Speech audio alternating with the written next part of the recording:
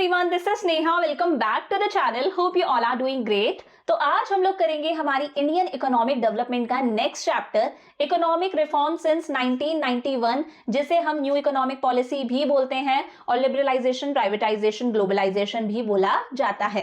तो देखो, शुरू करने से पहले थोड़ा सा पीछे का याद करते हैं और उससे रिलेट करते हैं कि यार 1991 में ऐसा क्या हो गया कि अलग से हमें एक चैप्टर पढ़ना पड़ रहा है। 1991 ईयर क्यों इंपॉर्टेंट है? तो देखो, फर्स्ट चैप्टर हम लोगों ने क्या पढ़ा था? Indian economy on the eve of independence, यानी कि इंडिपेंडेंस से जस्ट पहले इंडिया की इकोनॉमी की कैसी कंडीशन थी। तो इंडिपेंडेंस से पहले हमारी कंट्री पर कौन रूल कर रहे थे? ब्रिटिशर्स। और ब्रिटिशर्स ने बहुत ही तरीके से हमारी पूरी इंडिया की इकोनॉमी को एक्सप्लॉइट करा था।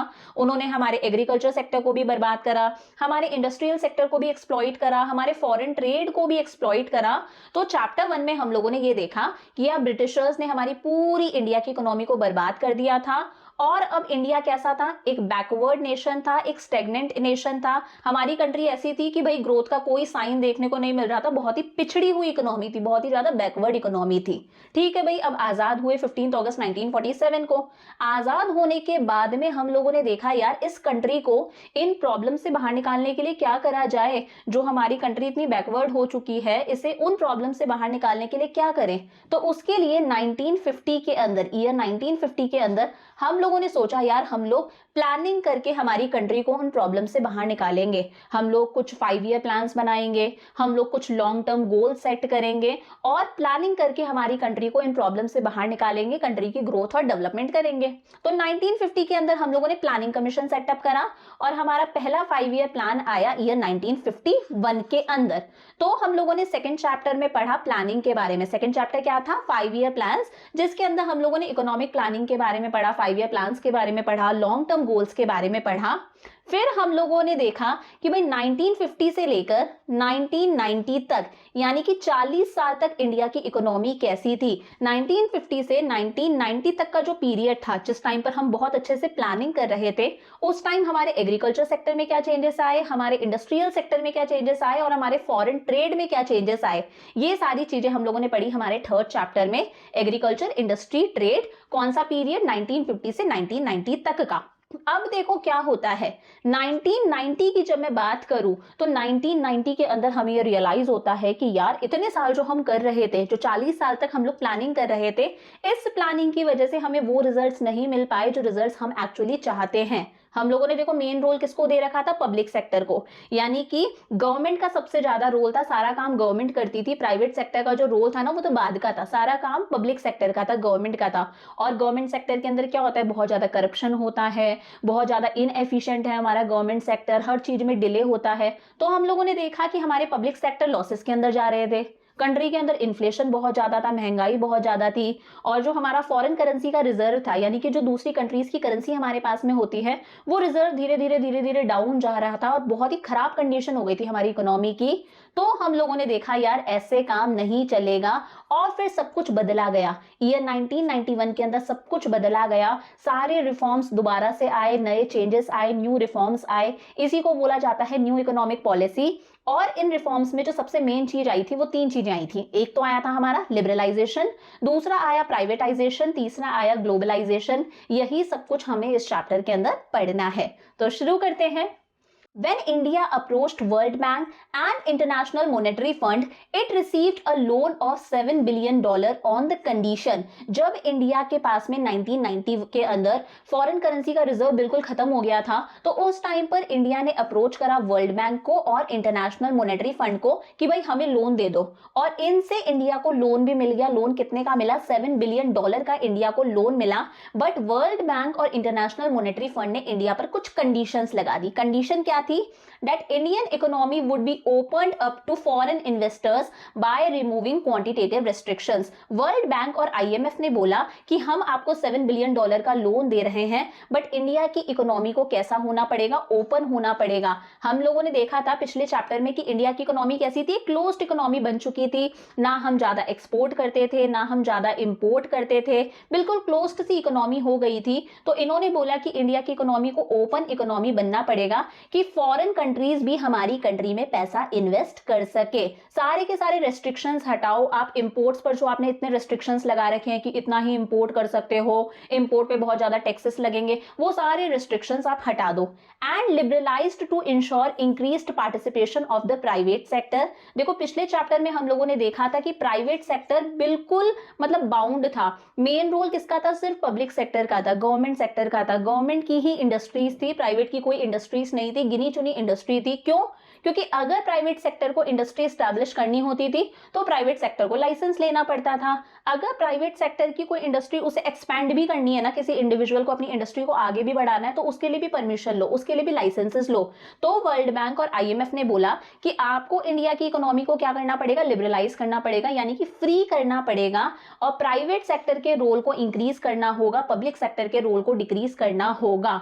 और इन सब चीजों पर इंडिया एग्री करता है। By agreeing to these conditions new economic policy आई हमारी कौन से ईयर के अंदर, 1991 के अंदर। हम लोगों ने सब कुछ बदल दिया, प्राइवेट सेक्टर के रोल को इंक्रीज करा हम लोगों ने लाइसेंसिंग सिस्टम को खत्म करा, जो इतना सारा लाइसेंसिंग सिस्टम था कि प्राइवेट सेक्टर को कोई भी इंडस्ट्री स्टैब्लिश करनी है तो लाइसेंस लेना पड़ेगा, वो लाइसेंसिंग सिस्टम हम लोगों ने खत्म करा और इंडिया की इकोनॉमी बन गई एक ओपन इकोनॉमी। हम खुल के एक्सपोर्ट भी करने लगे और इंपोर्ट भी करने लगे। यही सारे मेजर चेंजेस आए थे हमारे ईयर 1991 के अंदर, जिसे बोला जाता है न्यू इकोनॉमिक पॉलिसी। तो ये रीजन था कि ये चैप्टर इतना इंपॉर्टेंट क्यों है और 1991 के अंदर न्यू इकोनॉमिक पॉलिसी क्यों आई।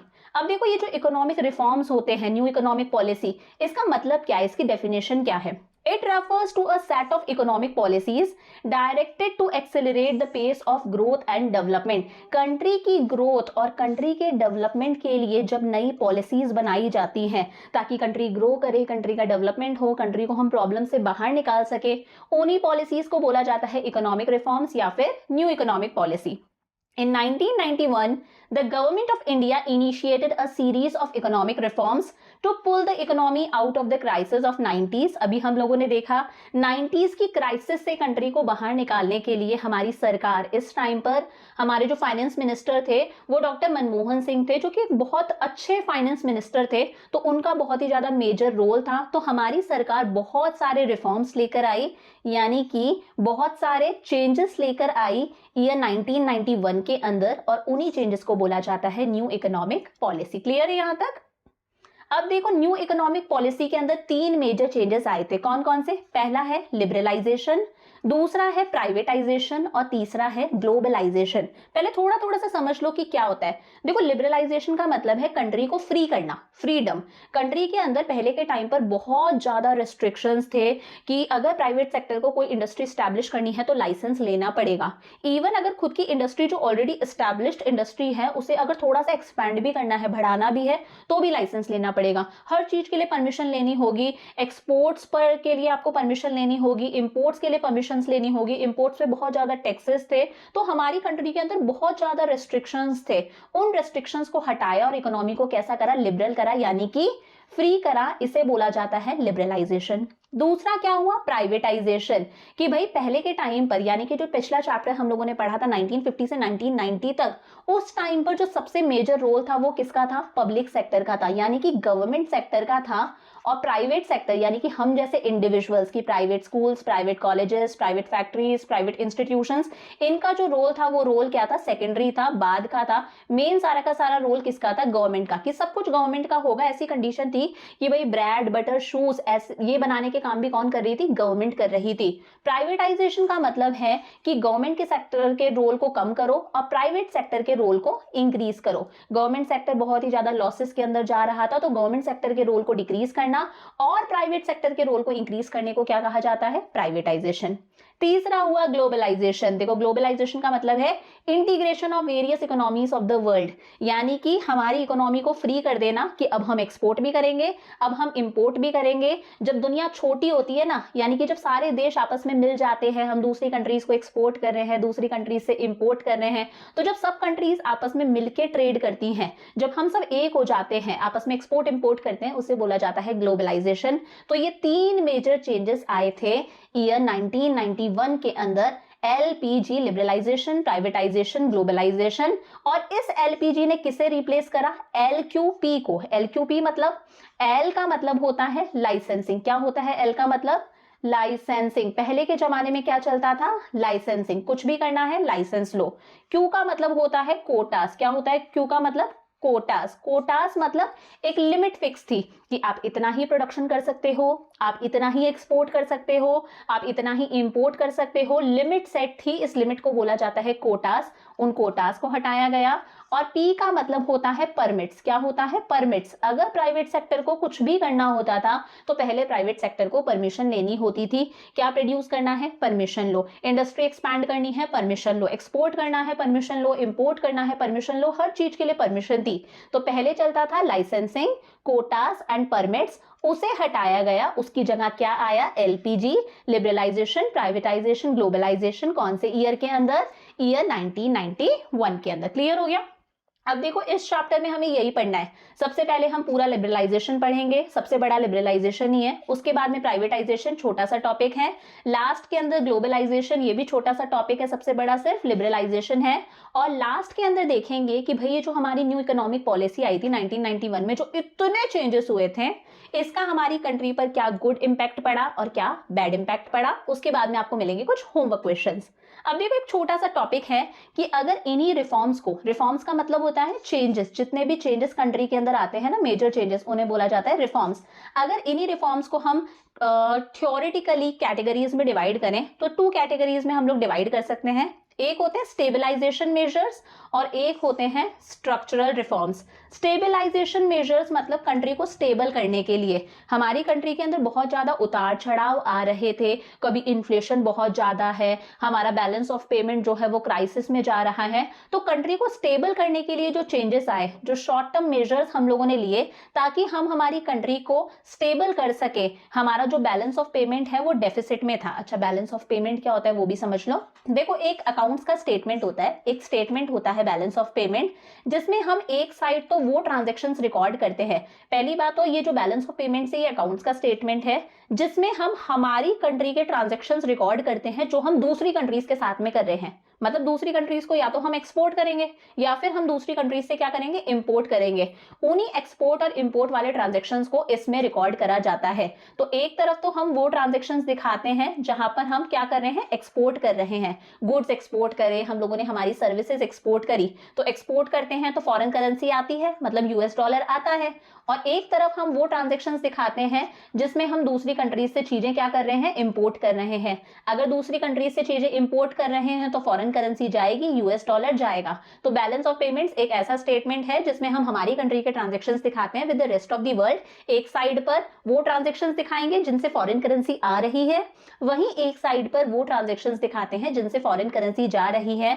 और ये बैलेंस ऑफ पेमेंट हमारा कैसा था? डेफिसिट में था। डेफिसिट में मतलब हमारे एक्सपोर्ट्स तो कम थे बट इंपोर्ट्स ज्यादा थे। एक्सपोर्ट्स कम थे मतलब फॉरेन करेंसी आ तो कम रही थी बट इंपोर्ट्स ज्यादा थे, फॉरेन करेंसी जा ज्यादा रही थी। आ कम रही है, जा ज्यादा रहा है, इसका मतलब लॉसेस के अंदर था। तो इसे करेक्ट करने के लिए ये मेजर्स आए। और इन्फ्लेशन की प्रॉब्लम, इन्फ्लेशन मतलब होता है महंगाई, जब चीजों की प्राइसेस बढ़ती जाती है, तो इस तरह की प्रॉब्लम्स को दूर करने के लिए जो मेजर्स आए थे उन्हें बोला जाता है स्टेबलाइजेशन मेजर्स, ताकि हमारी कंट्री कैसी हो? स्टेबल हो। वहीं एक आए स्ट्रक्चरल रिफॉर्म्स, जब कंट्री को इंप्रूव करने के लिए, हमारी कंट्री की एफिशिएंसी को इंप्रूव करने के लिए कि हमारा प्रोडक्शन इंक्रीज हो, हमारी कॉम्पिटिटिवनेस इंक्रीज हो, हम और ज्यादा मॉडर्नाइज हो, अच्छी टेक्नोलॉजी को यूज करें और ज्यादा अच्छे प्रोडक्ट्स बनाएं, दूसरे मार्केट में हम इजीली कॉम्पीट कर सके, हमारी कॉम्पिटिटिवनेस इंक्रीज हो और रिजिडिटीज खत्म हो। रिजिडिटीज मतलब जो इतने सारे रेस्ट्रिक्शंस थे वो सारे रेस्ट्रिक्शंस खत्म हो। तो कंट्री को इंप्रूव करने के लिए जो रिफॉर्म्स आते हैं उन्हें बोला जाता है स्ट्रक्चरल रिफॉर्म्स। तो इसे थ्योरेटिकल पॉइंट ऑफ व्यू से आपको देखना है कि कंट्री को स्टेबल करने के लिए जो रिफॉर्म्स आए वो थे स्टेबलाइजेशन मेजर्स, और कंट्री को इंप्रूव करने के लिए, हमारे प्रोडक्शन कैपेसिटी को बढ़ाने के लिए जो रिफॉर्म्स आए उन्हें बोला जाता है स्ट्रक्चरल रिफॉर्म्स। आगे आ जाते हैं। सबसे पहले पढ़ेंगे हम लोग लिबरलाइजेशन। देखो लिबरलाइजेशन मतलब क्या होता है? Liberalisation of the economy means freedom of the producing units from direct और physical controls imposed by the government. पहले हमारी गवर्नमेंट ने हमारी प्रोड्यूसिंग यूनिट्स पर, यानी कि हमारे प्राइवेट सेक्टर पर, अगर कोई प्राइवेट इंडस्ट्री है, कोई फैक्ट्री है, उस पर बहुत ज्यादा कंट्रोल्स लगा रखे थे, बहुत ज्यादा रेस्ट्रिक्शंस लगा रखे थे। उन सारे रेस्ट्रिक्शंस को हटाना, कंट्री को एकदम फ्री करना, एकदम लिबरल करना, इसे बोला जाता है लिबरलाइजेशन। प्रायर टू 1991 से पहले की बात करते हैं, government had imposed several controls on private enterprises. हमारी सरकार ने प्राइवेट सेक्टर पर बहुत ज्यादा कंट्रोल्स और बहुत ज्यादा रिस्ट्रिक्शंस लगा रखे थे, जैसे इंडस्ट्रियल लाइसेंसिंग सिस्टम। अगर प्राइवेट सेक्टर को कोई इंडस्ट्री एस्टैब्लिश करनी है या फिर उसकी ऑलरेडी एस्टैब्लिश्ड इंडस्ट्री है उसे और एक्सपेंड करना है, बढ़ाना है, तो लाइसेंस लेना जरूरी था। इंपोर्ट लाइसेंस, अगर प्राइवेट सेक्टर को किसी दूसरी कंट्री से कोई मशीनरी इंपोर्ट करनी है या फिर कुछ भी इंपोर्ट करना है तो लाइसेंस लो। प्राइजेस पर गवर्नमेंट अपना कंट्रोल रखती थी, गवर्नमेंट बताती थी आप इतनी ही प्राइजेस रख सकते हो। इन्वेस्टमेंट करने पर भी गवर्नमेंट के रिस्ट्रिक्शंस थे।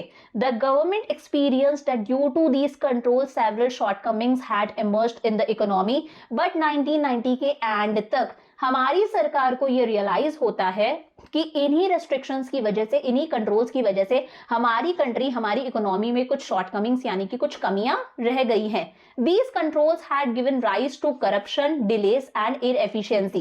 क्या था कि भाई प्राइवेट सेक्टर को कुछ भी करना है तो लाइसेंस की जरूरत है, बट पब्लिक सेक्टर फ्री था। कभी भी गवर्नमेंट अपनी कोई भी इंडस्ट्री स्टैब्लिश कर सकती है, कोई भी फैक्ट्री स्टैब्लिश कर सकती है, कोई स्कूल खोल सकती है, कॉलेज खोल सकती है, हॉस्पिटल खोल सकती है। और आपको पता है गवर्नमेंट सेक्टर में क्या होता है, करप्शन होता है, ब्राइब चलती है, भ्रष्टाचार होता है, डिले होता है। डिले का मतलब है हर चीज को आगे खिसकाना। कभी हम जाएंगे किसी काम के लिए, आज नहीं कल आना, अरे अभी तो लंच टाइम चल रहा है कल आना, अरे आपके तो पेपर ही कंप्लीट नहीं है, डॉक्यूमेंट्स ही कंप्लीट नहीं है, परसों आना। तो इस तरह से डिले होता है। पब्लिक सेक्टर कैसा होता है, इनएफिशिएंट होता है, मैनेजमेंट प्रॉपर नहीं होता, काम तरीके से नहीं होता, और इसी की वजह से हमारा जो जीडीपी था वो एकदम से बहुत ज्यादा गिर गया। इसलिए हमें लगा यार लिबरलाइजेशन जरूरी है, और लिबरलाइजेशन आया हमारी न्यू इकोनॉमिक पॉलिसी का पहला मेन और सबसे इंपॉर्टेंट कंपोनेंट। तो समझ में आ गया भाई लिबरलाइजेशन होता क्या है। अच्छा, अगर क्वेश्चन आ जाए कि सरकार कंट्रोल्स लगाती ही क्यों है, ये तो समझ में आया, लिबरलाइजेशन आया, बट पहले सरकार ने कंट्रोल लगा ही क्यों रखे थे? To check the growth of private monopolies. देखो, अगर गवर्नमेंट कंट्रोल नहीं लगाएगी ना तो प्राइवेट सेक्टर बहुत सारी अपनी इंडस्ट्रीज एस्टैब्लिश करके बैठ जाएंगे। और प्राइवेट सेक्टर का मेन मकसद क्या होता है? Profit maximization. क्या होता है मेन मकसद? Profit maximisation. गवर्नमेंट सेक्टर का तो मेन मकसद थ्योरेटिकली अगर हम बोले तो क्या होता है? Social welfare. But private sector का मेन मकसद है प्रॉफिट मैक्सिमाइजेशन, और प्राइवेट सेक्टर बहुत ज्यादा प्राइस चार्ज करेगा। वो कभी भी गरीबों के बारे में नहीं सोचेगा, वो ऐसे गुड्स बनाएगा जो सिर्फ रिचर सेक्शन ही अफोर्ड कर सकता है, ताकि प्राइवेट सेक्टर को ज्यादा प्रॉफिट हो। To minimize the hold of large industrial houses on the financial resources of the country. और अगर गवर्नमेंट इंटरफेयर नहीं करेगी तो प्राइवेट सेक्टर इंडस्ट्रीज एस्टैब्लिश करके बैठ जाएंगे। छोटे मोटे एंटरप्रेन्योर्स तो इजीली इंडस्ट्री एस्टैब्लिश नहीं कर पाते, क्योंकि उन्हें लाइसेंसिंग सिस्टम वगैरह से डर लगता है, वो इतनी लीगल फॉर्मेलिटीज नहीं कर सकते। बट जो रिचर सेक्शन है, जिनके पास में ऑलरेडी बहुत सारी इंडस्ट्रीज है, वो और इंडस्ट्रीज एस्टैब्लिश करेंगे, क्योंकि वो इजीली लाइसेंस ले सकते हैं। और इस तरह से क्या होगा, जो रिचर होंगे वो और डे बाय डे रिचर होते जाएंगे, और जो बेचारे हमारे पुअर लोग हैं वो डे बाय डे पुअर होते जाएंगे। और कंट्री के अंदर एक गैप आ जाएगा कि भाई रिच लोग रिचर होते जा रहे हैं और पुअर लोग डे बाय डे और पुअरर होते जा रहे हैं। तो हमारी जो इकोनॉमी है वो 2 सेक्शंस में डिवाइड हो जाएगी, रिच सेक्शन और पुअर सेक्शन। इसकी वजह से कहीं ना कहीं कंट्रोल्स जरूरी होते हैं, बट ये कंट्रोल्स कुछ ज्यादा ही हो गए थे। इसकी वजह से क्या आया था? लिबरलाइजेशन। अब देखो, लिबरलाइजेशन के अंदर जो भी रिफॉर्म्स आए थे, रिफॉर्म्स मतलब जितने भी चेंजेस आए थे, उन चेंजेस को हम लोगों ने 5 कैटेगरीज में डिवाइड करा है। बहुत इंपॉर्टेंट टॉपिक है। सबसे पहली कैटेगरी है हमारी इंडस्ट्रियल सेक्टर रिफॉर्म्स, कि इंडस्ट्रियल सेक्टर में जितने भी चेंजेस आए उन्हें बोला गया industrial sector reforms. Financial sector reforms, यानी कि हमारे पैसे से रिलेटेड जो सेक्टर है, पैसे से रिलेटेड सबसे बड़ा सेक्टर कौन सा है? हमारा बैंक्स है, ठीक है ना। इनके अंदर जितने भी चेंजेस आए उन्हें बोला जाता है फाइनेंशियल सेक्टर रिफॉर्म्स। थर्ड है टैक्स रिफॉर्म्स, की हमारी सरकार ने टैक्सेस के अंदर क्या चेंजेस करे, वो है tax reforms. Foreign exchange reforms, foreign exchange reforms मतलब दूसरी कंट्रीज के साथ में हम जो ट्रेड कर रहे हैं उनसे हमारे पास में जो फॉरेन करेंसी आ रही है, या फिर दूसरी कंट्रीज जो हमारी कंट्री में पैसा इन्वेस्ट कर रही हैं तो उसकी वजह से भी हमारे पास में फॉरेन करेंसी आती है, वो सब आएगा फॉरेन एक्सचेंज रिफॉर्म्स में।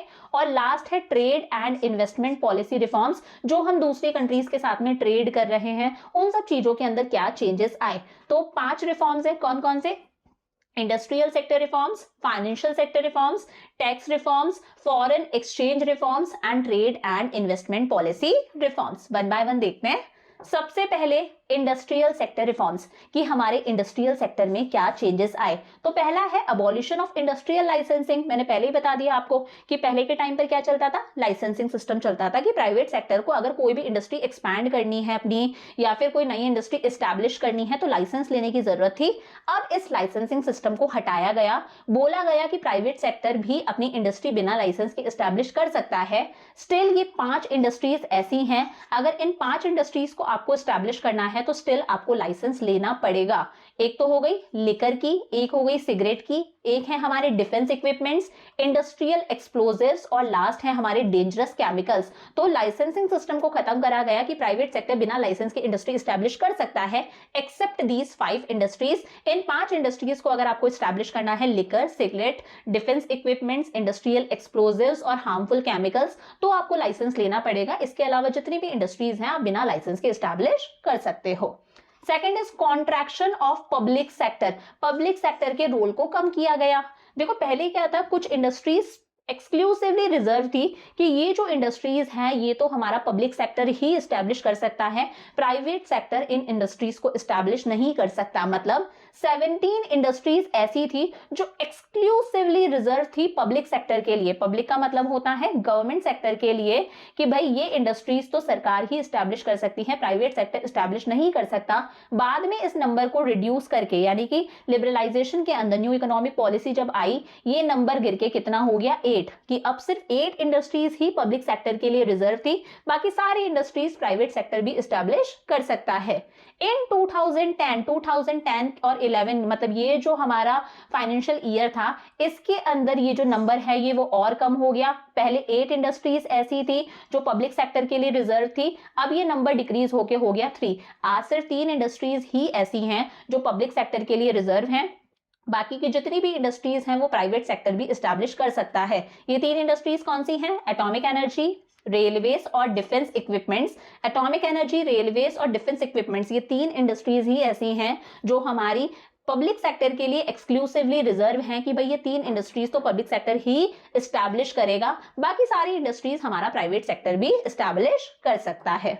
Third is D reservation of production areas. देखो पहले क्या था, कुछ जो प्रोडक्शन एरियाज थे, यानी कि कुछ चीजें जो थी वो स्पेशली रिजर्व थी कि ये जो चीजें हैं, ये जो गुड्स हैं, ये हमारी स्मॉल स्केल इंडस्ट्रीज ही प्रोड्यूस कर सकती हैं। यानी कि कुछ एरियाज स्मॉल स्केल इंडस्ट्रीज के लिए ही रिजर्व थे कि ये पर्टिकुलर गुड्स ऐसे हैं जो स्मॉल स्केल इंडस्ट्री ही स्टैब्लिश करेगी, ये पर्टिकुलर एरिया ऐसा है यहाँ पर स्मॉल स्केल इंडस्ट्रीज ही अपना बिजनेस डाल सकती हैं। बट बाद में इस रिजर्वेशन को खत्म कर दिया गया कि भाई कोई भी कुछ भी प्रोड्यूस कर सकता है।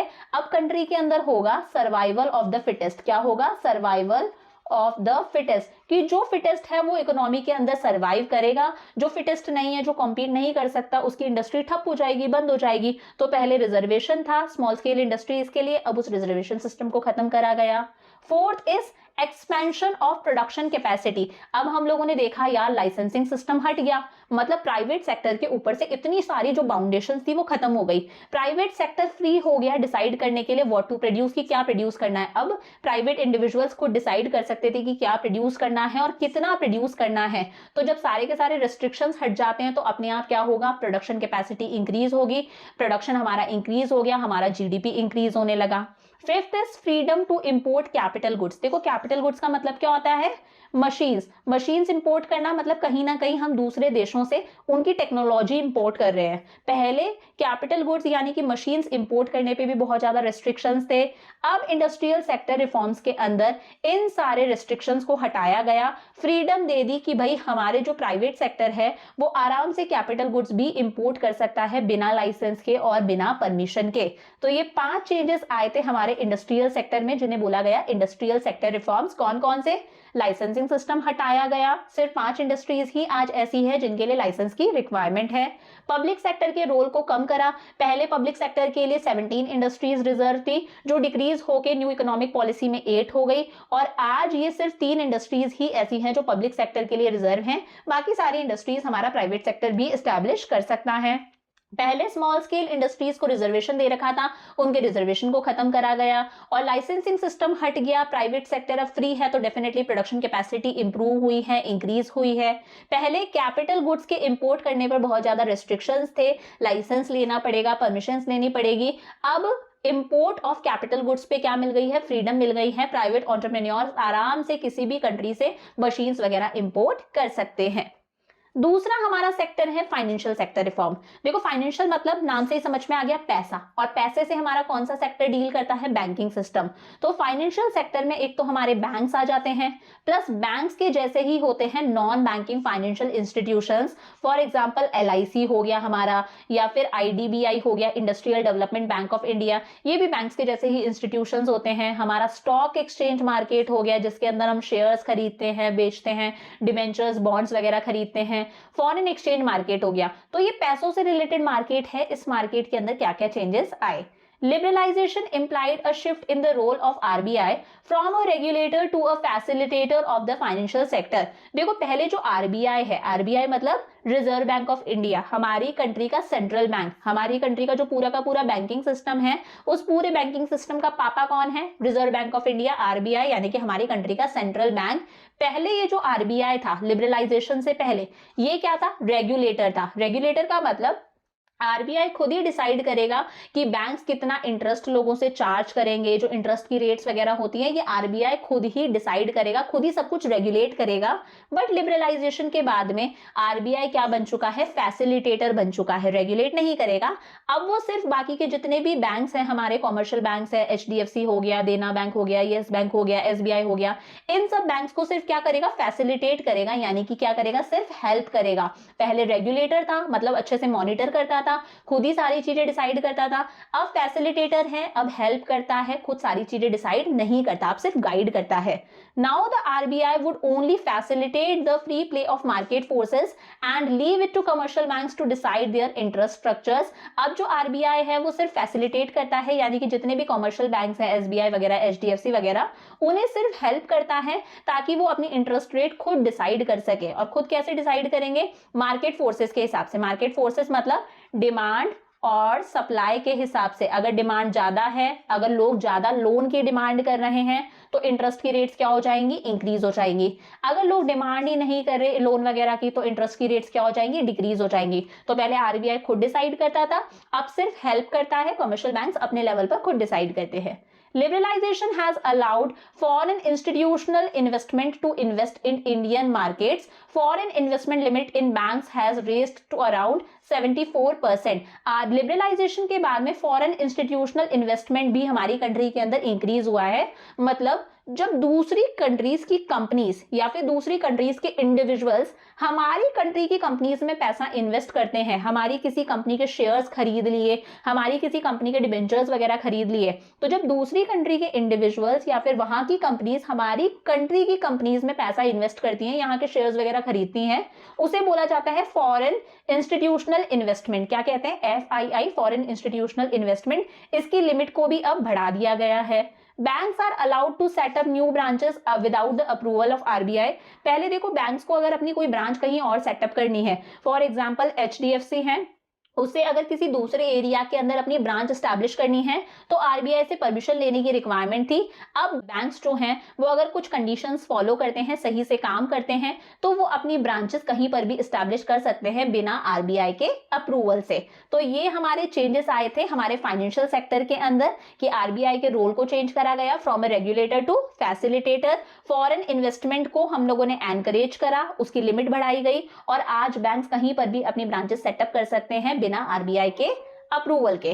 अब देखो रिफॉर्म्स का मतलब ही क्या होता है, रिफॉर्म्स का मतलब होता है चेंजेस। मुझे बताओ पैसों के अंदर फाइनेंशियल सेक्टर में सबसे बड़ा रिफॉर्म कब आया था, सबसे बड़े चेंजेस कब आए थे, जब कंट्री के अंदर डीमोनेटाइजेशन आया। तो ये भी एक इंपॉर्टेंट टॉपिक बनता है, डीमोनेटाइजेशन क्या है, क्योंकि ये सबसे बड़ा चेंज था यार, अभी तक का सबसे बड़ा चेंज है जो हमारे फाइनेंशियल सेक्टर के अंदर आया है, जब 2016 के अंदर हमारी सरकार ने डीमोनेटाइजेशन करा था।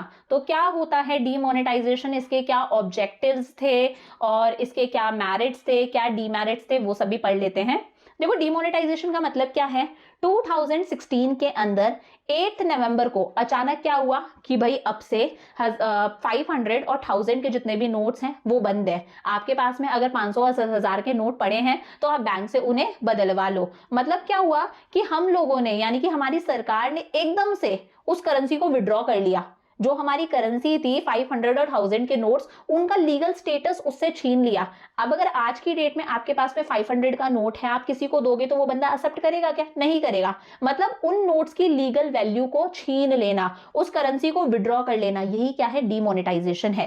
तो demonetisation is a policy action of the government, government का ही एक एक्शन होता है that withdraws the legal status यानी कि legal tender from the existing currency. जब हम एग्जिस्टिंग करेंसी जो है हमारी, उससे उसकी लीगल वैल्यू छीन लें कि फिर भाई लीगल वैल्यू छीन ली तो कोई भी उस करेंसी को एक्सेप्ट नहीं करेगा, इसे बोला जाता है demonetization. Once the status of legal tender is withdrawn, एक बार अगर आपने किसी करेंसी से उसकी लीगल वैल्यू छीन ली, the notes lose their acceptance as a medium of exchange, तो कोई भी फिर उन नोट्स को एक्सेप्ट नहीं करेगा। अगर आज आपको 1000 रुपए का नोट मिलता है आपकी अलमारी में और आप शॉपकीपर को देकर आते हो तो वो उसे एक्सेप्ट नहीं करेगा, क्योंकि वो सिर्फ क्या है? एक कागज का टुकड़ा है। The government of India announced demonetisation, हमारी सरकार ने डिमोनेटाइजेशन करा था। कब करा था? 8 नवंबर 2016 को, जिसमें हमारी सरकार ने 500 और 1000 के नोटों को क्या कर दिया था? बंद कर दिया था, उनसे उनकी लीगल वैल्यू छीन ली थी। बोला था अगर आपके पास में 500 और 1000 के नोट्स हैं तो आप बैंक से एक्सचेंज कर सकते हो एक लिमिट तक, इस डेट तक, इसके बाद में इन नोट्स की जो लीगल वैल्यू है वो लीगल वैल्यू क्या हो जाएगी? खत्म हो जाएगी। तो इसका मकसद क्या था यार सरकार को? मतलब क्यों सरकार को ऐसा लगा कि डिमोनेटाइजेशन करना चाहिए? क्या सरकार का मकसद था? देखो जो डिमोनेटाइजेशन है ना, ये पूरी तरह से सफल तो नहीं हुआ था, पूरी तरह से इसे सक्सेस नहीं मिली थी, इसके बहुत सारे फेलियर्स थे। स्टिल सरकार का ऑब्जेक्टिव क्यों था? To curb illegal transactions and anti social activities, ताकि कहीं ना कहीं इलीगल ट्रांजेक्शंस कम हो सके। जो टेररिस्ट को फंडिंग होती है, वो फंडिंग ऑब्वियसली बात है बैंक्स के थ्रू तो नहीं होती होंगी। जो टेररिस्ट है उन्हें जो फंडिंग दी जा रही है, उन्हें जो पैसा दिया जा रहा है, ये काम बैंक्स के थ्रू तो नहीं होता लीगली, ये काम तो कैश में ही चलता है। तो इस तरह की इलीगल एक्टिविटीज को रोकने के लिए डिमोनेटाइजेशन करा गया था, ताकि किसी भी तरह की एंटी सोशल एक्टिविटीज ना हो, ऐसी एक्टिविटीज ना हो जो सोसाइटी के अगेंस्ट हैं। और ये भी पता चल सके कि यार कितना लोगों के पास में ब्लैक मनी है। ब्लैक मनी मतलब ये वो मनी है जिस पर लोगों ने टैक्स नहीं दिया, ये वो पैसा है जो लोग कैश में रख कर बैठे हैं, जो लोगों ने बैंक्स में डिपॉजिट ही नहीं करा, जो अनडिस्क्लोज्ड मनी है जिसके बारे में लोग जानते ही नहीं है। तो सरकार डिमोनेटाइजेशन लेकर आई थी ताकि इलीगल ट्रांजैक्शंस को रोका जा सके और ब्लैक मनी का पता लगाया जा सके कि कितना हमारी कंट्री के अंदर ब्लैक मनी है, ऐसा मनी है जिस पर लोगों ने टैक्स नहीं दिया। इसके क्या क्या मेरिट्स थे भाई? गवर्नमेंट को कुछ हद तक ब्लैक मनी के बारे में पता चला था। मतलब कितने लोगों ने नोट जलाए थे उस टाइम पर, अपने नोट जला रहे हैं, क्यों जला रहे हैं? क्योंकि वो ब्लैक मनी है, डिस्क्लोज कर देंगे तो टैक्स देना पड़ जाएगा। तो इसकी वजह से सरकार को ब्लैक मनी का पता चला था। Reduction of black money leads to shrinkage of unrecorded production activity and tax evasion, ये वो पैसा था जिस पर लोगों ने टैक्स नहीं दिया था, टैक्स से बच रहे थे। ये वो पैसा था जो अनरिकॉर्डेड प्रोडक्शन एक्टिविटी से आया था, जिसका पता ही नहीं था कि भाई ये पैसा आया कहां से है, इसका पता सरकार को चला। और आज कहीं ना कहीं लोग डरने लगे हैं, कुछ हद तक लोगों के मन में डर है कि यार अगर घर में कैश रखेंगे और कभी भी अगर मोदी जी ने डिमोनेटाइजेशन कर दिया तो क्या हाल होगा हमारी कंट्री का, या फिर क्या हाल होगा हमारा। तो इसकी वजह से कहीं ना कहीं ब्लैक मनी कम हुई है। इट इंक्रीज्ड गवर्नमेंट रेवेन्यू, देखो सरकार को सबसे ज्यादा रेवेन्यू कहां से होता है? रेवेन्यू का मतलब है सरकार की इनकम। सरकार की सबसे ज्यादा इनकम होती है टैक्स से, सरकार की इनकम का सबसे बड़ा सोर्स है टैक्स। और जैसे ही डिमोनेटाइजेशन हुआ, लोगों को अपनी मनी डिस्क्लोज करनी पड़ी, बैंक्स में अपने नोट एक्सचेंज कराने पड़े। अब अगर मनी डिस्क्लोज कर रहे हैं, ब्लैक मनी सामने आ रही है, तो उस ब्लैक मनी पर टैक्स भी देना पड़ेगा। तो अपने आप गवर्नमेंट की इनकम इंक्रीज हो गई, गवर्नमेंट का रेवेन्यू इंक्रीज हो गया। It expanded financial base of the banking sector as people were compelled to deposit their demonetized notes with the banks। कहीं ना कहीं हमारा जो बैंकिंग सिस्टम है वो इम्प्रूव हुआ है, क्योंकि इसके बाद में लोगों ने अपना पैसा बैंक्स में डिपॉजिट करवाया। तो कहीं ना कहीं हमारा बैंकिंग सिस्टम इम्प्रूव हुआ है, हमारा बैंक्स का फाइनेंशियल बेस डेवलप हुआ है। It provided a check on funding to terrorist. देखो टेररिस्ट को फंडिंग कैसे होती है, कैश के अंदर होती है। डिमोनेटाइजेशन आ गया तो कहीं ना कहीं टेररिस्ट की फंडिंग भी कुछ हद तक कम हुई। It led to a big move towards digital और कैशलेस इकोनॉमी, और इसी की वजह से आज हमारी इकोनॉमी कैसी हो गई है, कैशलेस इकोनॉमी हो गई है। अगर आप किसी अच्छी सी डेवलप्ड स्टेट में रह रहे हो ना, तो वहां पर हर पर्सन के पास में आपको पेटीएम मिलेगा। मतलब अगर आप किसी से कोई छोटा मोटा सामान लाने जा रहे हो, कोई परचूनी की दुकान है, कोई सब्जी वाले भैया है, कोई छोटा सा ठेला भी है ना, हर पर्सन के पास में आपको पेटीएम वगैरह मिलेगा। तो आज हम डीमोनेटाइजेशन के बाद में बहुत ज्यादा डिजिटल हो चुके हैं। हम लोग पेटीएम्स वगैरह का यूज करते हैं, यूपीआई वगैरह हो गया, नेट बैंकिंग का यूज करते हैं। तो हमारी इकोनॉमी कैसी बन चुकी है, डिजिटल इकोनॉमी यानी कि कैशलेस इकोनॉमी। अब देखो इसके कुछ डीमेरिट्स भी थे। With demonetization people are deprived of cash in hand, it disturbs their normal transactions and therefore their normal living. देखो जब डीमोनेटाइजेशन हुआ तो एकदम से लोगों के हाथ में कैश की कमी आ गई थी, और उस टाइम पर इतना कोई डिजिटल ट्रांजैक्शंस नहीं होते थे, पेटीएम्स का यूज इतना नहीं होता था, कुछ नेट बैंकिंग जैसा इतना कुछ नहीं था। तो लोगों के हाथ में एकदम से कैश की कमी आ गई, और इसी की वजह से लोगों के जो डे टू डे ट्रांजेक्शंस थे वो इफेक्ट हुए थे। क्योंकि सब्जी वाले भैया को पेमेंट करनी है, कहां से पेमेंट करें, ग्रोसरी खरीदनी है, कहां से पेमेंट करें, कैश ही नहीं है। तो कहीं ना कहीं लोगों की जो लाइफ है वो बहुत ज्यादा इफेक्ट हुई थी। Due to cash crunch many people had to lose their job. उस टाइम पर कैश की इतनी कमी हो गई थी कि जो एम्प्लॉयर है वो अपने एम्प्लॉइज को सैलरी कैसे दे, सैलरी नहीं दे सकता, प्रोडक्शन करने के लिए वो रॉ मटेरियल नहीं खरीद सकता, तो सैलरी नहीं दे सकता, तो उसने बहुत सारे लोगों को जॉब से हटाया, और जब बहुत सारे लोगों को अपनी जॉब से हाथ धोना पड़ा था, it led to decrease in production activity, the economy started facing slow down. Obvious सी बात है, पैसा नहीं है, पैसा नहीं है तो आप रॉ मटेरियल कहां से खरीदोगे, अपने एम्प्लॉइज को सैलरी कैसे दोगे, बिजली का बिल कैसे दोगे फैक्ट्री का। तो उसकी वजह से अपने आप प्रोडक्शन एक्टिविटी डिक्रीज हुई और हमारी इकोनॉमी डाउन जाने लगी, हमारी इकोनॉमी ने एक स्लो डाउन देखा। Nearly 90% of the workforce in India is engaged in informal sector। देखो आज भी हमारी कंट्री की जो 90% वर्कफोर्स है, जो काम करते हैं 90% लोग, वो इनफॉर्मल सेक्टर में काम करते हैं, यानी कि दुकानों पे काम करते हैं, कारपेंटर्स होते हैं, सब्जी वाले भैया वगैरह होते हैं, इनफॉर्मल सेक्टर में काम करते हैं। फॉर्मल सेक्टर में, एक ऑर्गेनाइज्ड सेक्टर में काम नहीं करते। और इनफॉर्मल सेक्टर पूरा किस पर डिपेंडेंट होता है, कैश पर डिपेंडेंट होता है। अब एकदम से कैश की कमी आ गई थी, तो रॉ मटेरियल नहीं खरीद सकते आप, पैसा नहीं है, तो अपने एम्प्लॉइज को सैलरी नहीं दे सकते। तो इसकी वजह से एकदम से बहुत ज्यादा प्रोडक्शन कंट्री के अंदर डिक्रीज हुआ था, और बहुत सारे लोगों को अपनी जॉब से हाथ धोना पड़ा था। इसी को बोला जाता है ले ऑफ। जॉब से जब लोगों को निकालते हैं तो उसे क्या कहते हैं हम लोग, lay off. Exchange of demonetised currency with the valid currency led to long queues at the banks. ये तो ऑब्वियस सी बात है, अपनी पुरानी करेंसी यानी कि 500 और 1000 के नोट्स को न्यू करेंसी से बदलवाने के लिए लोगों को दिन रात बैंक के सामने खड़े रहना पड़ा था, लंबी लंबी लाइनों के अंदर। तो दो रिफॉर्म्स हम लोगों ने पढ़ लिए, इंडस्ट्रियल सेक्टर रिफॉर्म्स हो गया, फाइनेंशियल सेक्टर रिफॉर्म्स हो गया, जिसमें हम लोगों ने डीमोनेटाइजेशन भी पूरा कवर कर लिया, मेरिट्स, ऑब्जेक्टिव्स और डीमेरिट्स के साथ में। अब थर्ड रिफॉर्म्स आते हैं हमारे टैक्स रिफॉर्म्स। देखो टैक्स क्या है, टैक्स एक कंपलसरी पेमेंट है जो हम लोग हमारी गवर्नमेंट को देते हैं। हर फैमिली से लोग टैक्स पे करते हैं, हम लोग हमारी सरकार को टैक्सेस पे करते हैं, प्रोड्यूसर सेक्टर भी गवर्नमेंट को टैक्स पे करता है। तो ये क्या है, कंपलसरी पेमेंट है जो हम लोगों को हमारी गवर्नमेंट को पे करनी होती है। अब टैक्स के अंदर भी चेंज आया। पहली बात तो tax is the principal component of the fiscal policy of the government. ये गवर्नमेंट की फिस्कल पॉलिसी का सबसे इंपॉर्टेंट कंपोनेंट है। अच्छा, फिस्कल पॉलिसी क्या होता है, देखो गवर्नमेंट की पॉलिसी गवर्नमेंट के रेवेन्यू और एक्सपेंडिचर से रिलेटेड। आपको पता है गवर्नमेंट को रेवेन्यू होता है, यानी कि गवर्नमेंट को इनकम भी होती है। कहां से इनकम होती है, हम लोग जो गवर्नमेंट को टैक्सेस पे करते हैं वो क्या है, गवर्नमेंट की इनकम है। हम लोग जो चालान वगैरह पे करते हैं, रोड्स पर हमसे फाइन्स चार्ज करे जाते हैं, पेनल्टीज चालान वगैरह चार्ज करे जाते हैं, वो गवर्नमेंट की इनकम है। या फिर कोई पर्सन है, उसकी डेथ हो गई, उसकी बहुत सारी प्रॉपर्टी रखी हुई है, पर उसका कोई लीगल वारिस नहीं है, उसका कोई बच्चा वगैरह नहीं है, तो वो प्रॉपर्टी भी किसकी हो जाती है, सरकार की हो जाती है। वो भी क्या है, सरकार की इनकम है। और गवर्नमेंट की बहुत सारी कंपनीज होती हैं, गवर्नमेंट के एंटरप्राइजेस होते हैं, वहां से भी गवर्नमेंट को इनकम होती है। तो गवर्नमेंट के रेवेन्यू के बहुत सारे सोर्सेज है, गवर्नमेंट की इनकम के बहुत सारे सोर्सेज हैं, और गवर्नमेंट उस पैसे को खर्च भी करती है, एक्सपेंडिचर भी होता है गवर्नमेंट का। गवर्नमेंट स्कूल्स खोलती है, डैम्स वगैरह बनवाती है, रोड्स बनवाती है, कॉलेजेस खोलती है। गवर्नमेंट की जो कंपनीज हैं, एंटरप्राइजेस है, उनका भी खुद का कुछ खर्चा होता है। तो गवर्नमेंट के रेवेन्यू यानी कि इनकम और एक्सपेंडिचर की पॉलिसी को बोला जाता है फिस्कल पॉलिसी। और इसी फिस्कल पॉलिसी का एक बहुत इंपॉर्टेंट कंपोनेंट है टैक्स, क्योंकि सरकार को टैक्स कहां से होता है, हम लोगों से सरकार को टैक्स मिलता है। और ये टैक्स क्या है, सरकार की रेवेन्यू का एक बहुत इंपॉर्टेंट कंपोनेंट है।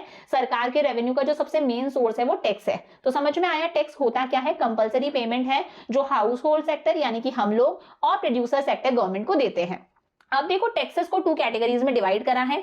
एक होता है डायरेक्ट टैक्सेस और एक होता है इनडायरेक्ट टैक्सेस। डायरेक्ट टैक्सेस क्या है भाई, मेरी इनकम है, मेरी इनकम पर मैं टैक्स दे रही हूं, वो क्या है डायरेक्ट टैक्स है। मेरी इनकम आई, मेरी इनकम पर मैंने गवर्नमेंट को टैक्स दिया, ये क्या है डायरेक्ट टैक्स है। या फिर मेरी वेल्थ है, वेल्थ मतलब होता है प्रॉपर्टी, मेरी जमीन जायदाद, मेरी वेल्थ है, मेरी प्रॉपर्टी पर मैं टैक्स दे रही हूँ, वो भी मेरा टैक्स है, मैं ही पे कर रही हूँ, दैट इज डायरेक्ट टैक्स। तो ये वो टैक्स है जिसका बर्डन मैं किसी और पर शिफ्ट नहीं कर सकती, इस टैक्स को बोला जाता है डायरेक्ट टैक्स। वहीं एक टैक्स ऐसा होता है जिसका बर्डन शिफ्ट करा जा सकता है। फॉर एग्जाम्पल, मान लो मैं एक शॉपकीपर हूं, मैं कौन हूं, एक शॉपकीपर हूं, और आप मुझसे एक पेन खरीदते हो, सपोज मैं कहती हूं उस पेन की वैल्यू है 8 रुपए।